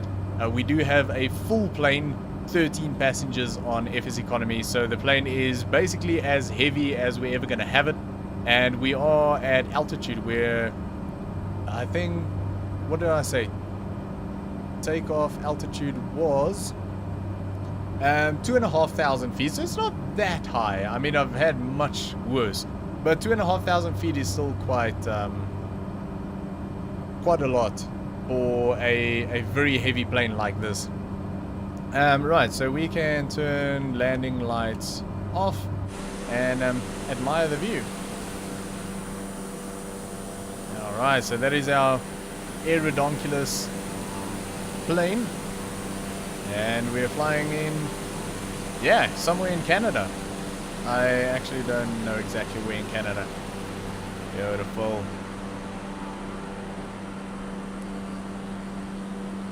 Yeah, so for the camera view, I'm just using a PlayStation 4 controller plugged into the PC. So if anyone wants to know how to do that, on my channel, if you just scroll through the videos, I do have an exact how-to video of how to use your PS4 controller to move the camera around like this. I think the Xbox controller just plugs in and just works. PlayStation controller unfortunately doesn't. So yeah, if anyone wants to know how to do that, I do have quite a detailed video on that on my channel, which you can check out, and it'll explain everything in detail how to do that. Okay, so let's have a look how things are doing. We're still climbing steadily. I think I'm gonna jump that altitude up to 5,000. Our next airport is at an altitude of 3,000. So yeah, maybe 5,000 is a little bit high. Let's go to 4,800. It does seem to be quite flat terrain, so it might not even be necessary to go that high, but we'll leave it at 4.8 and bring it down again when we're sort of around 50 nautical miles from our destination. Alright, everything seems to be fine. We're tracking our magenta line perfectly. We're slowly climbing up to altitude. I just put it at 500 feet per minute so that we don't stall or anything like that. Our speed is doing okay right now, so I'm happy with that. Alright.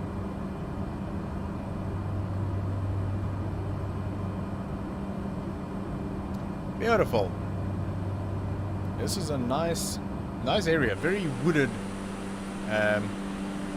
area. It seems like it's also a very low population area. Pretty cool. I have to say, I've had some super nice views in Flight Simulator, this Flight Simulator specifically, and a lot of it is down to FS economy, because some of the places that I've flown I would never ever have flown if it wasn't for FS economy, because I just go around as I do, looking for jobs, and whenever I find anything interesting, then or anything that's sort of profitable, I suppose, you do that flight, and sometimes it turns out to be a really good decision to do that. Like this here flight, I would never just fly this because I have no idea even where I am at the moment. So I mean, what is it called? So we took off from Maple Creek, and then we're on our way to East End, and then we are going to our final destination in Frontier. So yeah, I mean, I've never even heard of those places, to be honest. So yeah, it's kind of cool just to see different parts of the world, and yeah, enjoy different parts of the world and scenery of areas all around the world. So it's really cool, really cool. I mean, sometimes I usually try and find something sort of local, South Africa region, because it's kind of cool to fly and sort of see areas that you recognize, but I definitely don't exclusively fly in sort of areas that I know. I'll usually try and find like 1 or 2 flights in areas that I know, and then after that I'll just fly wherever in the world where I can find some good jobs just to see different areas, which is really, really cool.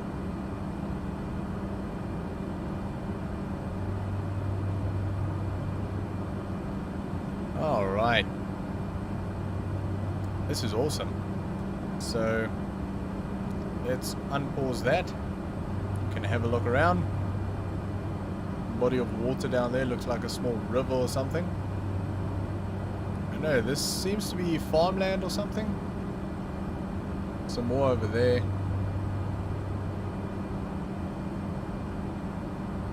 Pretty cool. I mean, this is very sort of flat land. I would guess pretty ideal for agriculture. I mean, judging by what looks like crops. I'm probably correct in saying that. I mean, I don't know what the climate is like and what the soil and everything is like, but yeah, I'm guessing this is probably prime farmland area. Even off in the distance there, it seems like there's quite a bit of farming going on, so yeah, pretty cool. Pretty freaking cool. Okay, let's pause track IR so that I don't make everyone nauseated. Okay, so we need to get down to 4,000. Vertical speed, drop that down. And we can go 500. Slow the plane down a little bit. Unfortunately, there are no passengers that want to go from where we are landing now to our final destination. It would have been nice to drop off 5 and pick up 5, or even pick up 1 for that matter. That's extra money, but unfortunately it doesn't seem like that is going to happen. I'll just check again just in case. We've already got everything lined up, so if we land there, I'll just check FS Economy real quick to make sure that there's no one that's going to our final destination, because it might have updated, I don't know. But if not, it's fine. We're still flying with 8 people. We're going to get paid pretty well for this first leg anyways, and then we'll take 8 passengers to the final point. So yeah, it should be quite profitable, this. 500. I don't like the fact that we're 500 feet. Okay, I'm gonna bump that up. That doesn't seem right. Let's go up to 4.5. Vertical speed, climb rate of 500.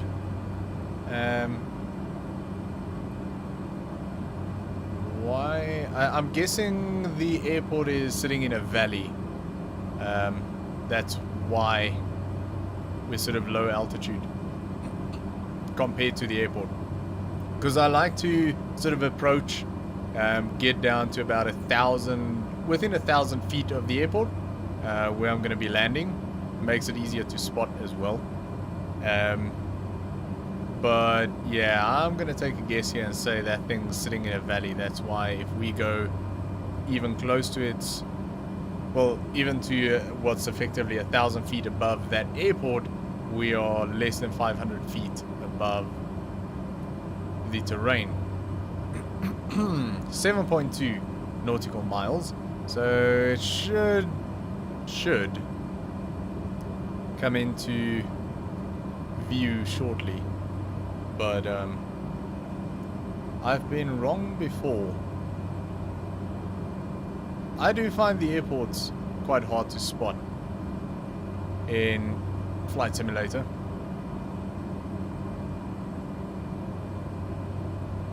I mean, there's something there that could possibly resemble an airport. Let's have a quick look.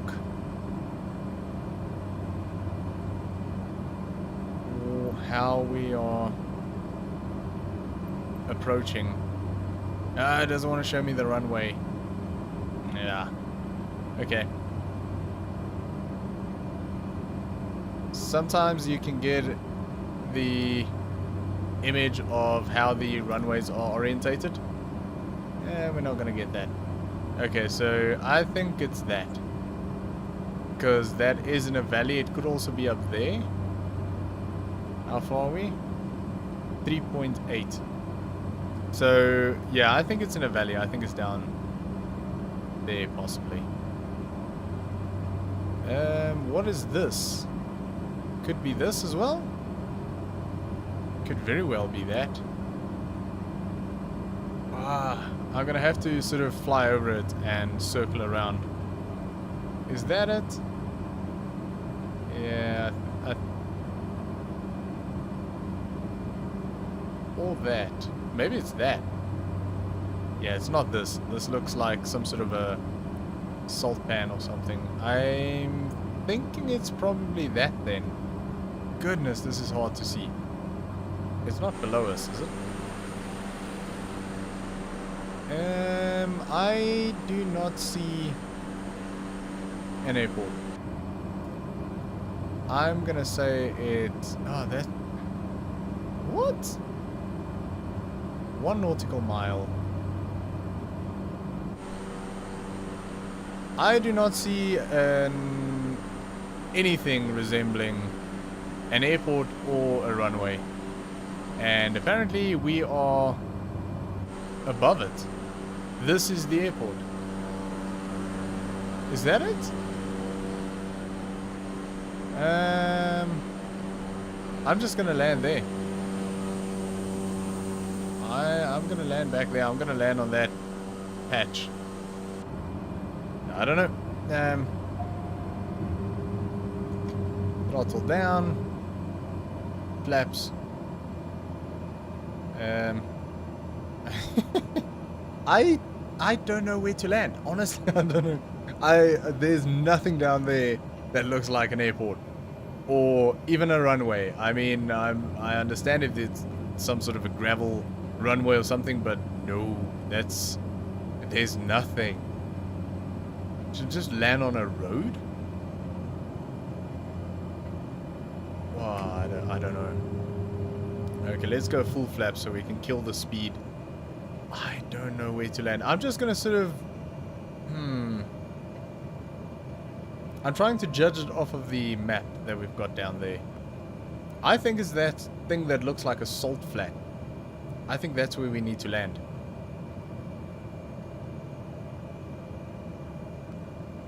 I don't know. Okay, let's line it up with that salt flat thing and see what the deal is. Yeah. I think it's that. Alright. I mean, there's nothing else here that looks like a runway. Is it just me? Does anyone else see a runway? I don't see a runway. I see a road. Should we land on the road? I don't know where to go. 500. I don't know where to go. Let's land on that salt flat thing. I mean, it would make a pretty good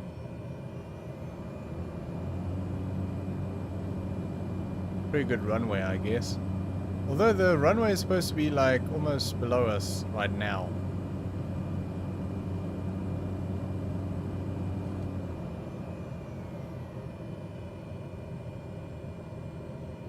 Yeah, we're supposed to technically be on a runway now. Okay. Well, we're gonna land here and we'll just sort of taxi around. Is it next to us? Is it that piece of grassland there? I don't know. Okay. Let's land here and see what happens. Try and put this down really slowly. Because it's... Oh! We hit a ramp. That did not end... What did we hit? What did we hit? No! That went really well, actually. I mean, it was a little bit hard on the landing, but I was trying to come in really slow. Okay, if I put on... that registered. That registered on FS Economy. So, I mean, I stalled it, but I kind of did that on purpose because I was trying to come in really, really slowly because we are not on a runway. But I hit something. There's some sort of a terrain. Well, there's like a break in the terrain, and we hit that really hard. I'm surprised the thing didn't tell us that we crashed. Right, okay. That's fine. We're gonna sort of taxi up here, and we're just gonna take off from here again and see how it goes. Hopefully the terrain break is facing the other way, so we won't hit that at full speed. But I mean, that was that was weird. That was really weird. Hang on. There's nothing here that resembles a runway. Nothing at all. And I thought this would be a really good area to land, but apparently not, because there's some sort of a break in the scenery which acts as one big ramp, which is fun, I guess. Okay. Right, I don't want to go too far away because then FS Economy is not going to register that I'm here. So let's do that. Let's see action. Right, let's have a quick look if there's any other passengers that want to move. So going to CJM5, CJS4, CJ. No. Okay, so no one is going to our final destination. So I'm going to say start flight. That's going to load our 8 remaining passengers back in. And yeah, we're going to fly this bad boy out of here. So I'm just going to turn this around. And then I'll set altitude real quick and set flaps real quick. And yeah, then we'll give it a go, see what happens. That was almost a good landing. I mean, it was technically a decent landing. Even though I probably slammed it a little bit. I mean, it wasn't bad. It's not like that would cause damage, I don't think. What would cause damage is hitting whatever we hit. I forgot to put landing lights on. I also forgot to put the fuel pump on because I could not find the airport. Probably because it doesn't exist. Right, altitude. We're going to go back up to 4.5. We'll go at 600. Nav is on. It's fine. Okay. Flaps. We'll go flaps 10 degrees again. Like so. Beautiful. Right. Here we go.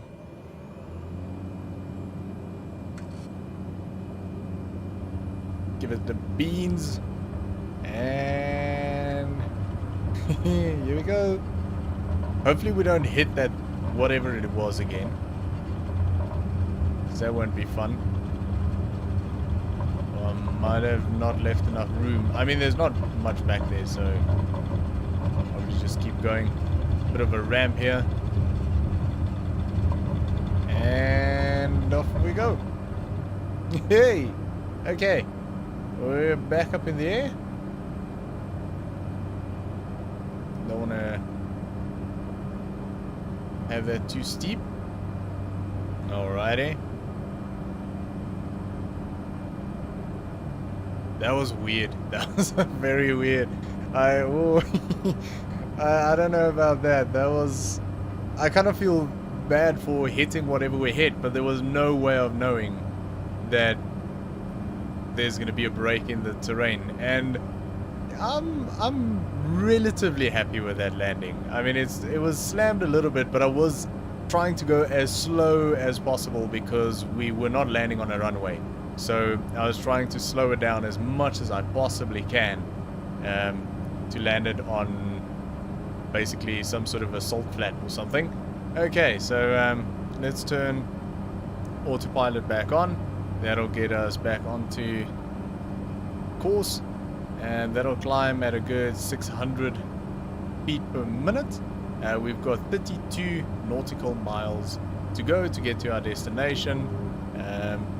Everything is set. We can turn landing lights off, and I need to remember to turn the landing lights on before we land again, and also turn the fuel boost on before we land. So the 30 nautical miles, however, or 31.6 nautical miles, is not to the next airport. That is to the waypoint, the next waypoint that we have in.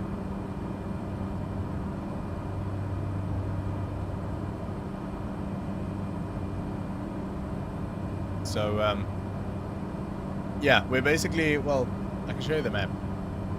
So we're flying from there, and I've got a custom waypoint in here. So we'll basically make a sharp turn here to line us up with the runway for our final destination. And shouldn't take too long. That's 30, that's probably about 10. So I think we'll start to descend just as we make that turn there.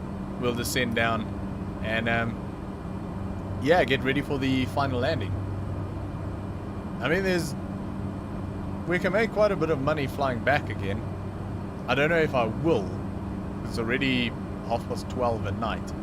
But if I don't, there's going to be a plane available with a lot of jobs or a lot of potential passengers at the final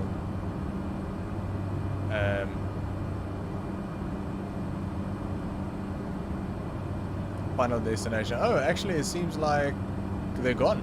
Someone took them. Oh no, they're not. Oh, CK55. That was the middle stop. No. Oh no, never mind.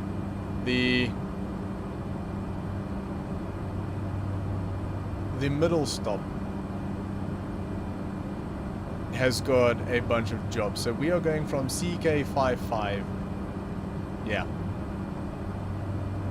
Goodness, so CK55 where we just landed has got 1, 2, 3, 4, 5, 6, 7, 8, 9, 10, 11, 12. Exactly 13 passengers, individual passengers going to the exact same place, which is CJQ4.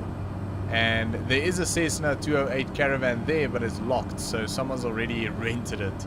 Let's see if they took the passengers. No, not yet. And yeah, that's going to be a good payday for whoever gets that job, because they're paying $587 per passenger. So yeah, where I'm going to leave the plane, which is going to be CJM5. I don't think I'm going to fly back, but there is going to be 1, 2, 3, 4, 5, 6 passengers flying back to CJQ4.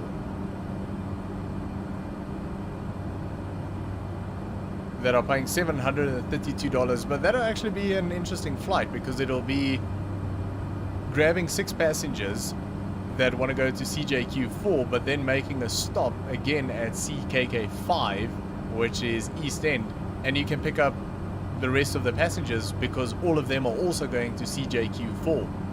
So you can grab 6 and then just pick up another 7 halfway there. So yeah, that'll be a pretty cool flight. If it wasn't so late, I'd probably do that flight. I mean, I might still do it. That's going to be a good pay. We'll see.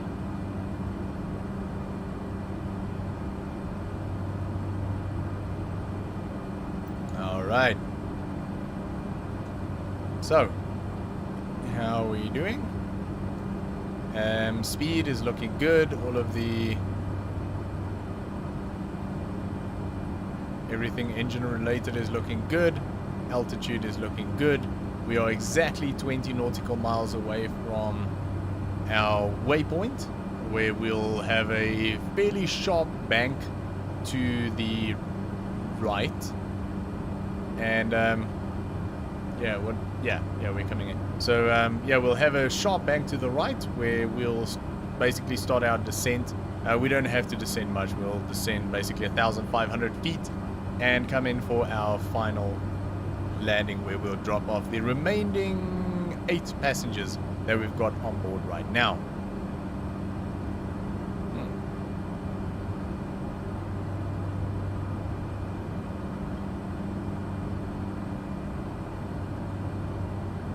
Huh.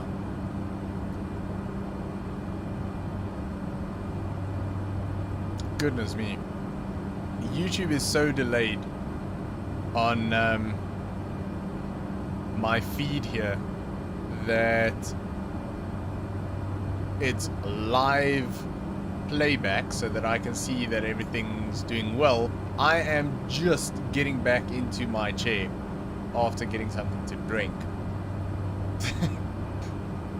Okay. Good job.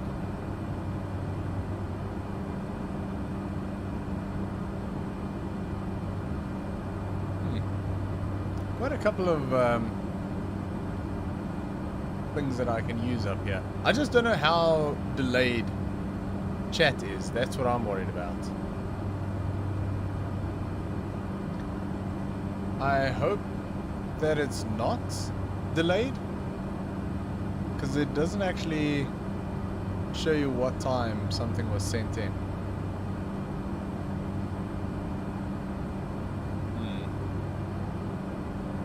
I don't know. I think it's okay. Based on previous events, I think the chat is not delayed. I think it's just my preview thing is delayed. But it's fine. I've got my phone over here to make sure everything's working okay. And there's no issues and everything looks okay. Quality-wise, everything looks fine. It doesn't seem like there's a massive delay. I am on low latency, but oh, there we go. Test. Colin. Hi, Colin.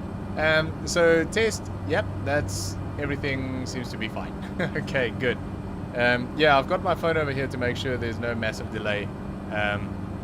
But if you're sending in that test because I'm saying I'm worried that chat might be delayed, then chat doesn't seem to be delayed.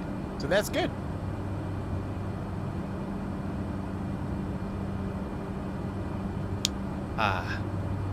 Alright. I'm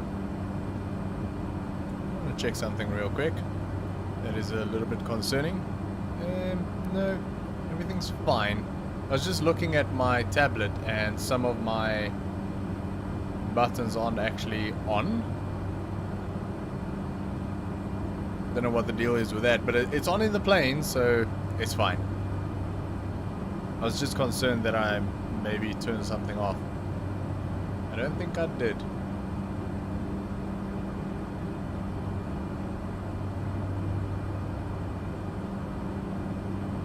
Okay, how are we doing? 9 miles from our bank.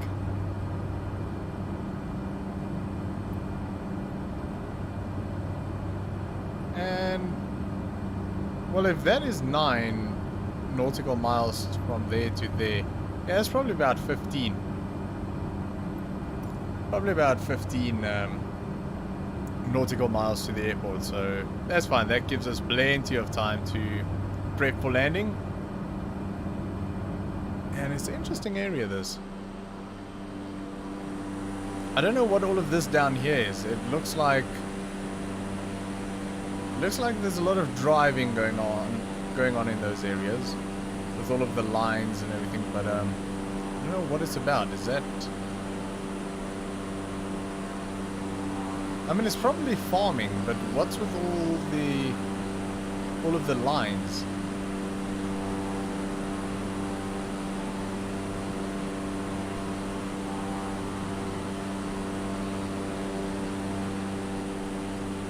I don't know.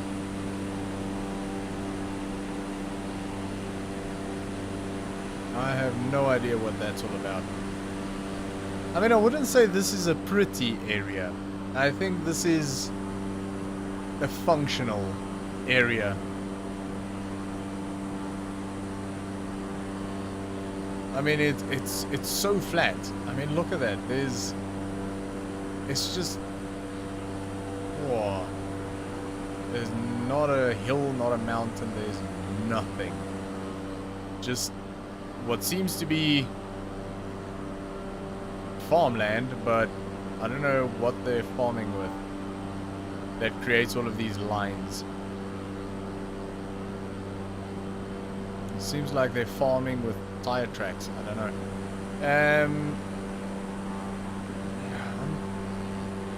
I don't even know what would grow in this area, because I mean, I know we're in Canada, but I'm not really familiar with what area exactly this is. That could be a nice place to live down there. That looks really nice. Oh, I would love to live on a farm again. Goodness. I miss the space. Someday. Someday, I'll be able to buy a farm. Okay, there we go. We are banking, so that'll tell us as soon as we hit that spot, the line there will go magenta from white, and then we'll know exactly how far we've got to go to the airport. I mean, we're going to make a fairly decent loop, so maybe I should turn half bank off so we can get a bit of a sharper turn here. Slightly uncomfortable for passengers, but otherwise it's going to take us a long time to get lined up where we need to be, because it is a very sharp turn. So 16 nautical miles, and our final airport is just under 3,000 feet, 2,959 feet. So we'll set that down to 4,800, somewhere around there, 700. Okay, and we shall slowly descend down to that. Okay, let's turn the half bank back on. We've made the sharp turn, and now it'll just sort of slowly get us back onto the line. Good. Oh, there's a big body of water to the left of us.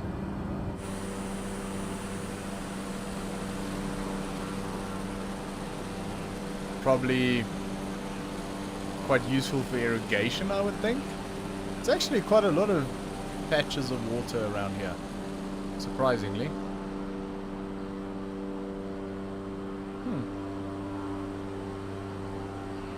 I wonder if that's just rainwater, because it just seems to be all over the place. I mean, maybe when this imagery was taken there was floods? Possibly? I don't know. Because that looks like flood water. That doesn't look like it's really supposed to be there.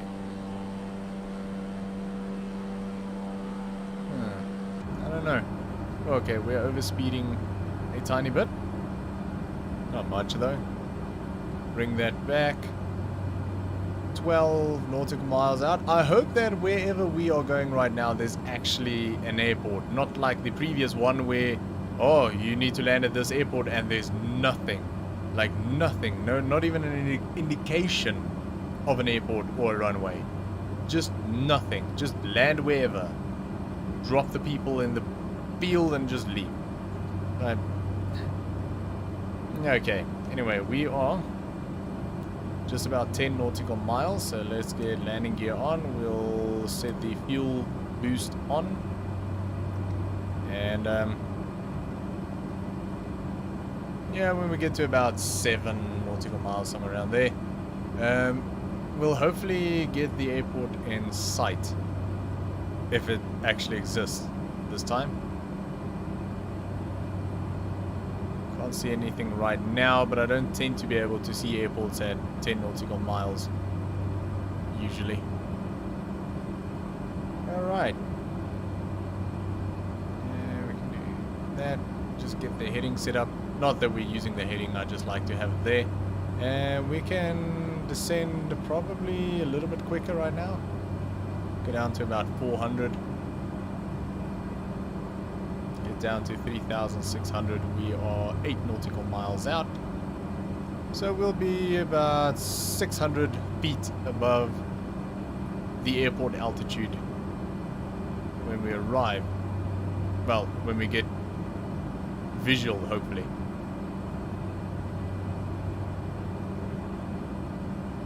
From there, we'll just sort of fly it in manually. I do miss ILS approaches and everything with the bigger aircraft. I used to find that quite fun, actually. There's something that looks like an airport, but we're not lined up on that, so... And we're dead on line, so...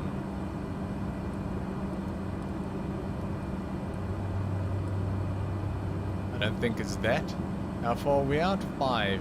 We should be able to see it. It might be that, actually. I think it's that. So we're gonna slow down.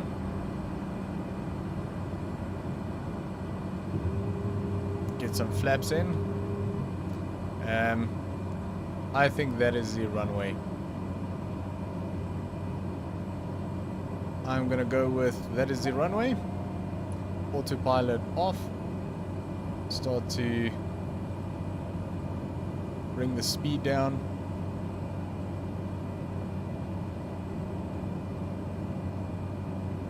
Trimmed slightly down at the moment,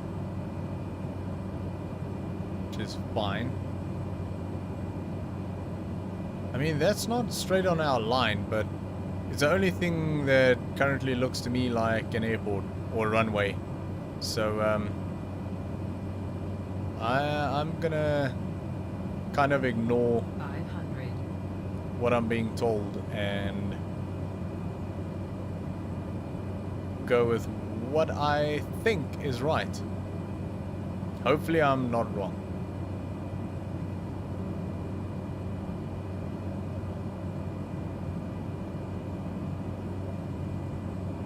Alright. We're not on landing flaps yet. Slowly decreasing our speed. Why do I feel very nervous about this landing? I mean, I don't know, I just feel nervous about it. Alright, let's go full flaps, try and kill the speed. That is going to nose us up a little bit. That's fine. As soon as the speed decreases, it should be fine. There we go. Okay. Bring that right down. Ruan, morning. Morning, hi. Yeah, it's like 20 to 1 in the morning for me. Are you in South Africa as well? I'm gonna judge by the name and the surname that you are. So we are doing our final landing here. I may be a little bit high. And a little bit off center of the runway. I think we should be okay. Maybe... There we go. Whoop, bounced it. Oh no, I bounced it. I mean, it was a tiny bounce, but it's okay. That was a decent landing. I hate bouncing though. I hate bouncing. But that was decent. That wasn't too bad at all. I think our very first landing was probably the best one of the night. That one was okay, but I bounced it. I think it's because I was nervous. I don't know why I was nervous. Why would I be nervous? Okay, I'm just gonna hit the brakes. We're gonna stop there, just so that FS Economy registers, so that's fine. Yes, I recently joined your channel. I'm a big farming fan. That's awesome. Thank you very much for joining. And yeah, I hope you enjoy the content. The series that we've got at the moment, the No Man's Land series, obviously has been going for quite some time now. It's been over a year now, I think. And we are well into the... Well, we're into somewhere around the 80s in terms of episodes. So there's a lot of episodes there. And yeah, I think we're kind of getting close to ending off that series. I don't know when though, because I recorded up to episode 84 this week. So I'm still working on those, editing and rendering and uploading and thumbnails and quality assurance and all of that sort of thing. So hopefully by tomorrow, probably tomorrow sort of midday, I am hoping to have videos scheduled all the way through to next week, Wednesday, which will then give me time on, well, in the afternoon tomorrow, and then of course on Friday and over the weekend to start working on the next series. So that is a plan. I need to find I've already got the idea for the next series. I just haven't got a map. I need to find what is going to work for that idea. Right, so I think we need to turn off here. It seems like there's a plane over there. And we'll go through shutdown. Get the plane sorted out. I'm quite disappointed that I bounced the aircraft there. I have to say, I don't actually bounce it that often. I would like to have a better joystick though. Or a yoke would be ideal. A yoke with a throttle quadrant, oh, that would be amazing. This joystick is quite, well, it's extremely cheap and quite difficult to use, to be honest. I've got the sensitivity set down to like -50, and it's still very sensitive, and it's also not calibrated well. If I don't touch anything, the aircraft will turn to the right. So I'm always correcting for that. So it's quite difficult to do that. But I mean, excuses, I guess.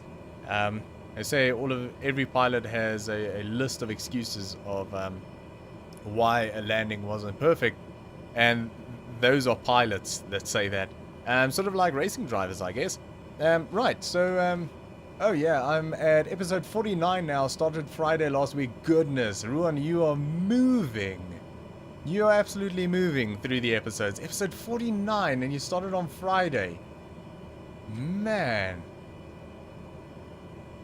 That is...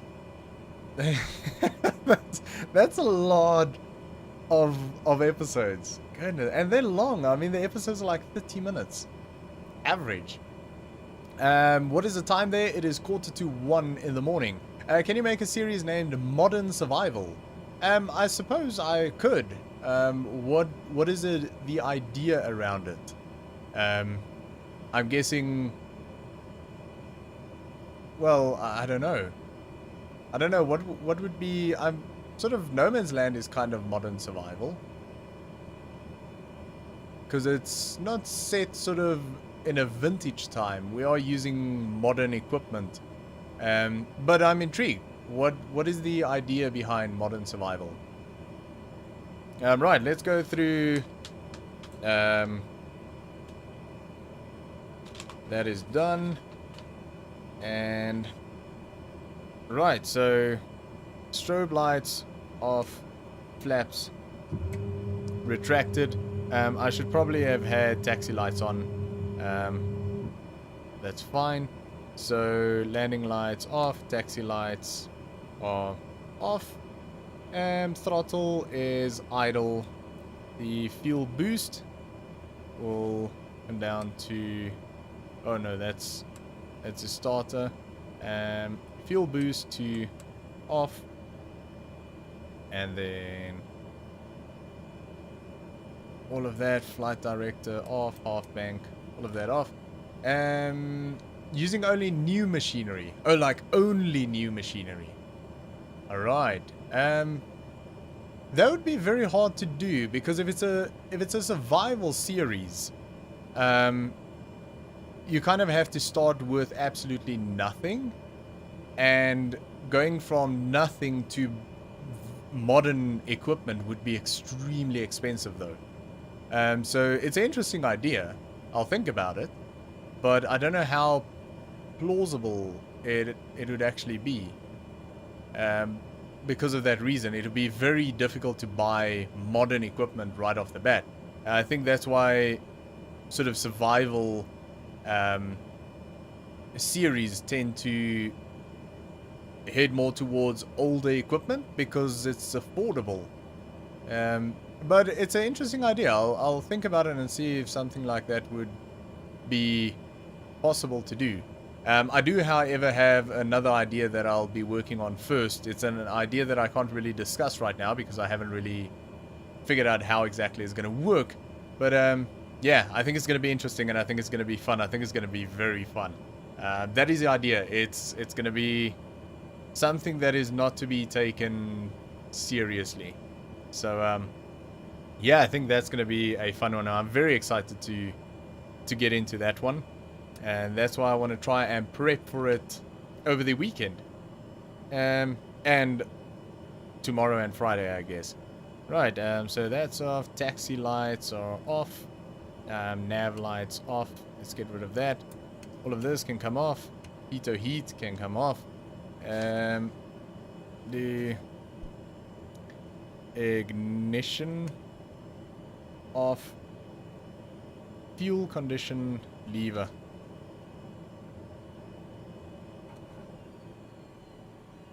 Pull that back.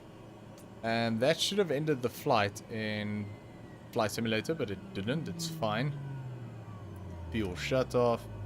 Fuel selectors. Should have feathered that before. I turned off the engine, forgot again. Prop. Okay, that's fine. Beacon off. Panel lights, we just leave them. Battery off, and generator is off. Beautiful. Okay. Nice. So let's see how that flight went. So, well, let's just at least do that. Main menu. Yeah, alright. Let's have a look. So we can get rid of that. And let's see. Pull that down. Log. Alright. So this flight was broken into two parts.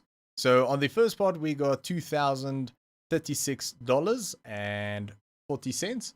Let me just minimize that. So let's have a quick look at the breakdown. So that was a 16-minute flight. Income was $2,935. We rented the plane for 16 minutes. Cost per unit was $500 an hour, so we paid $140.83. Fuel was $82.72 because we rented dry.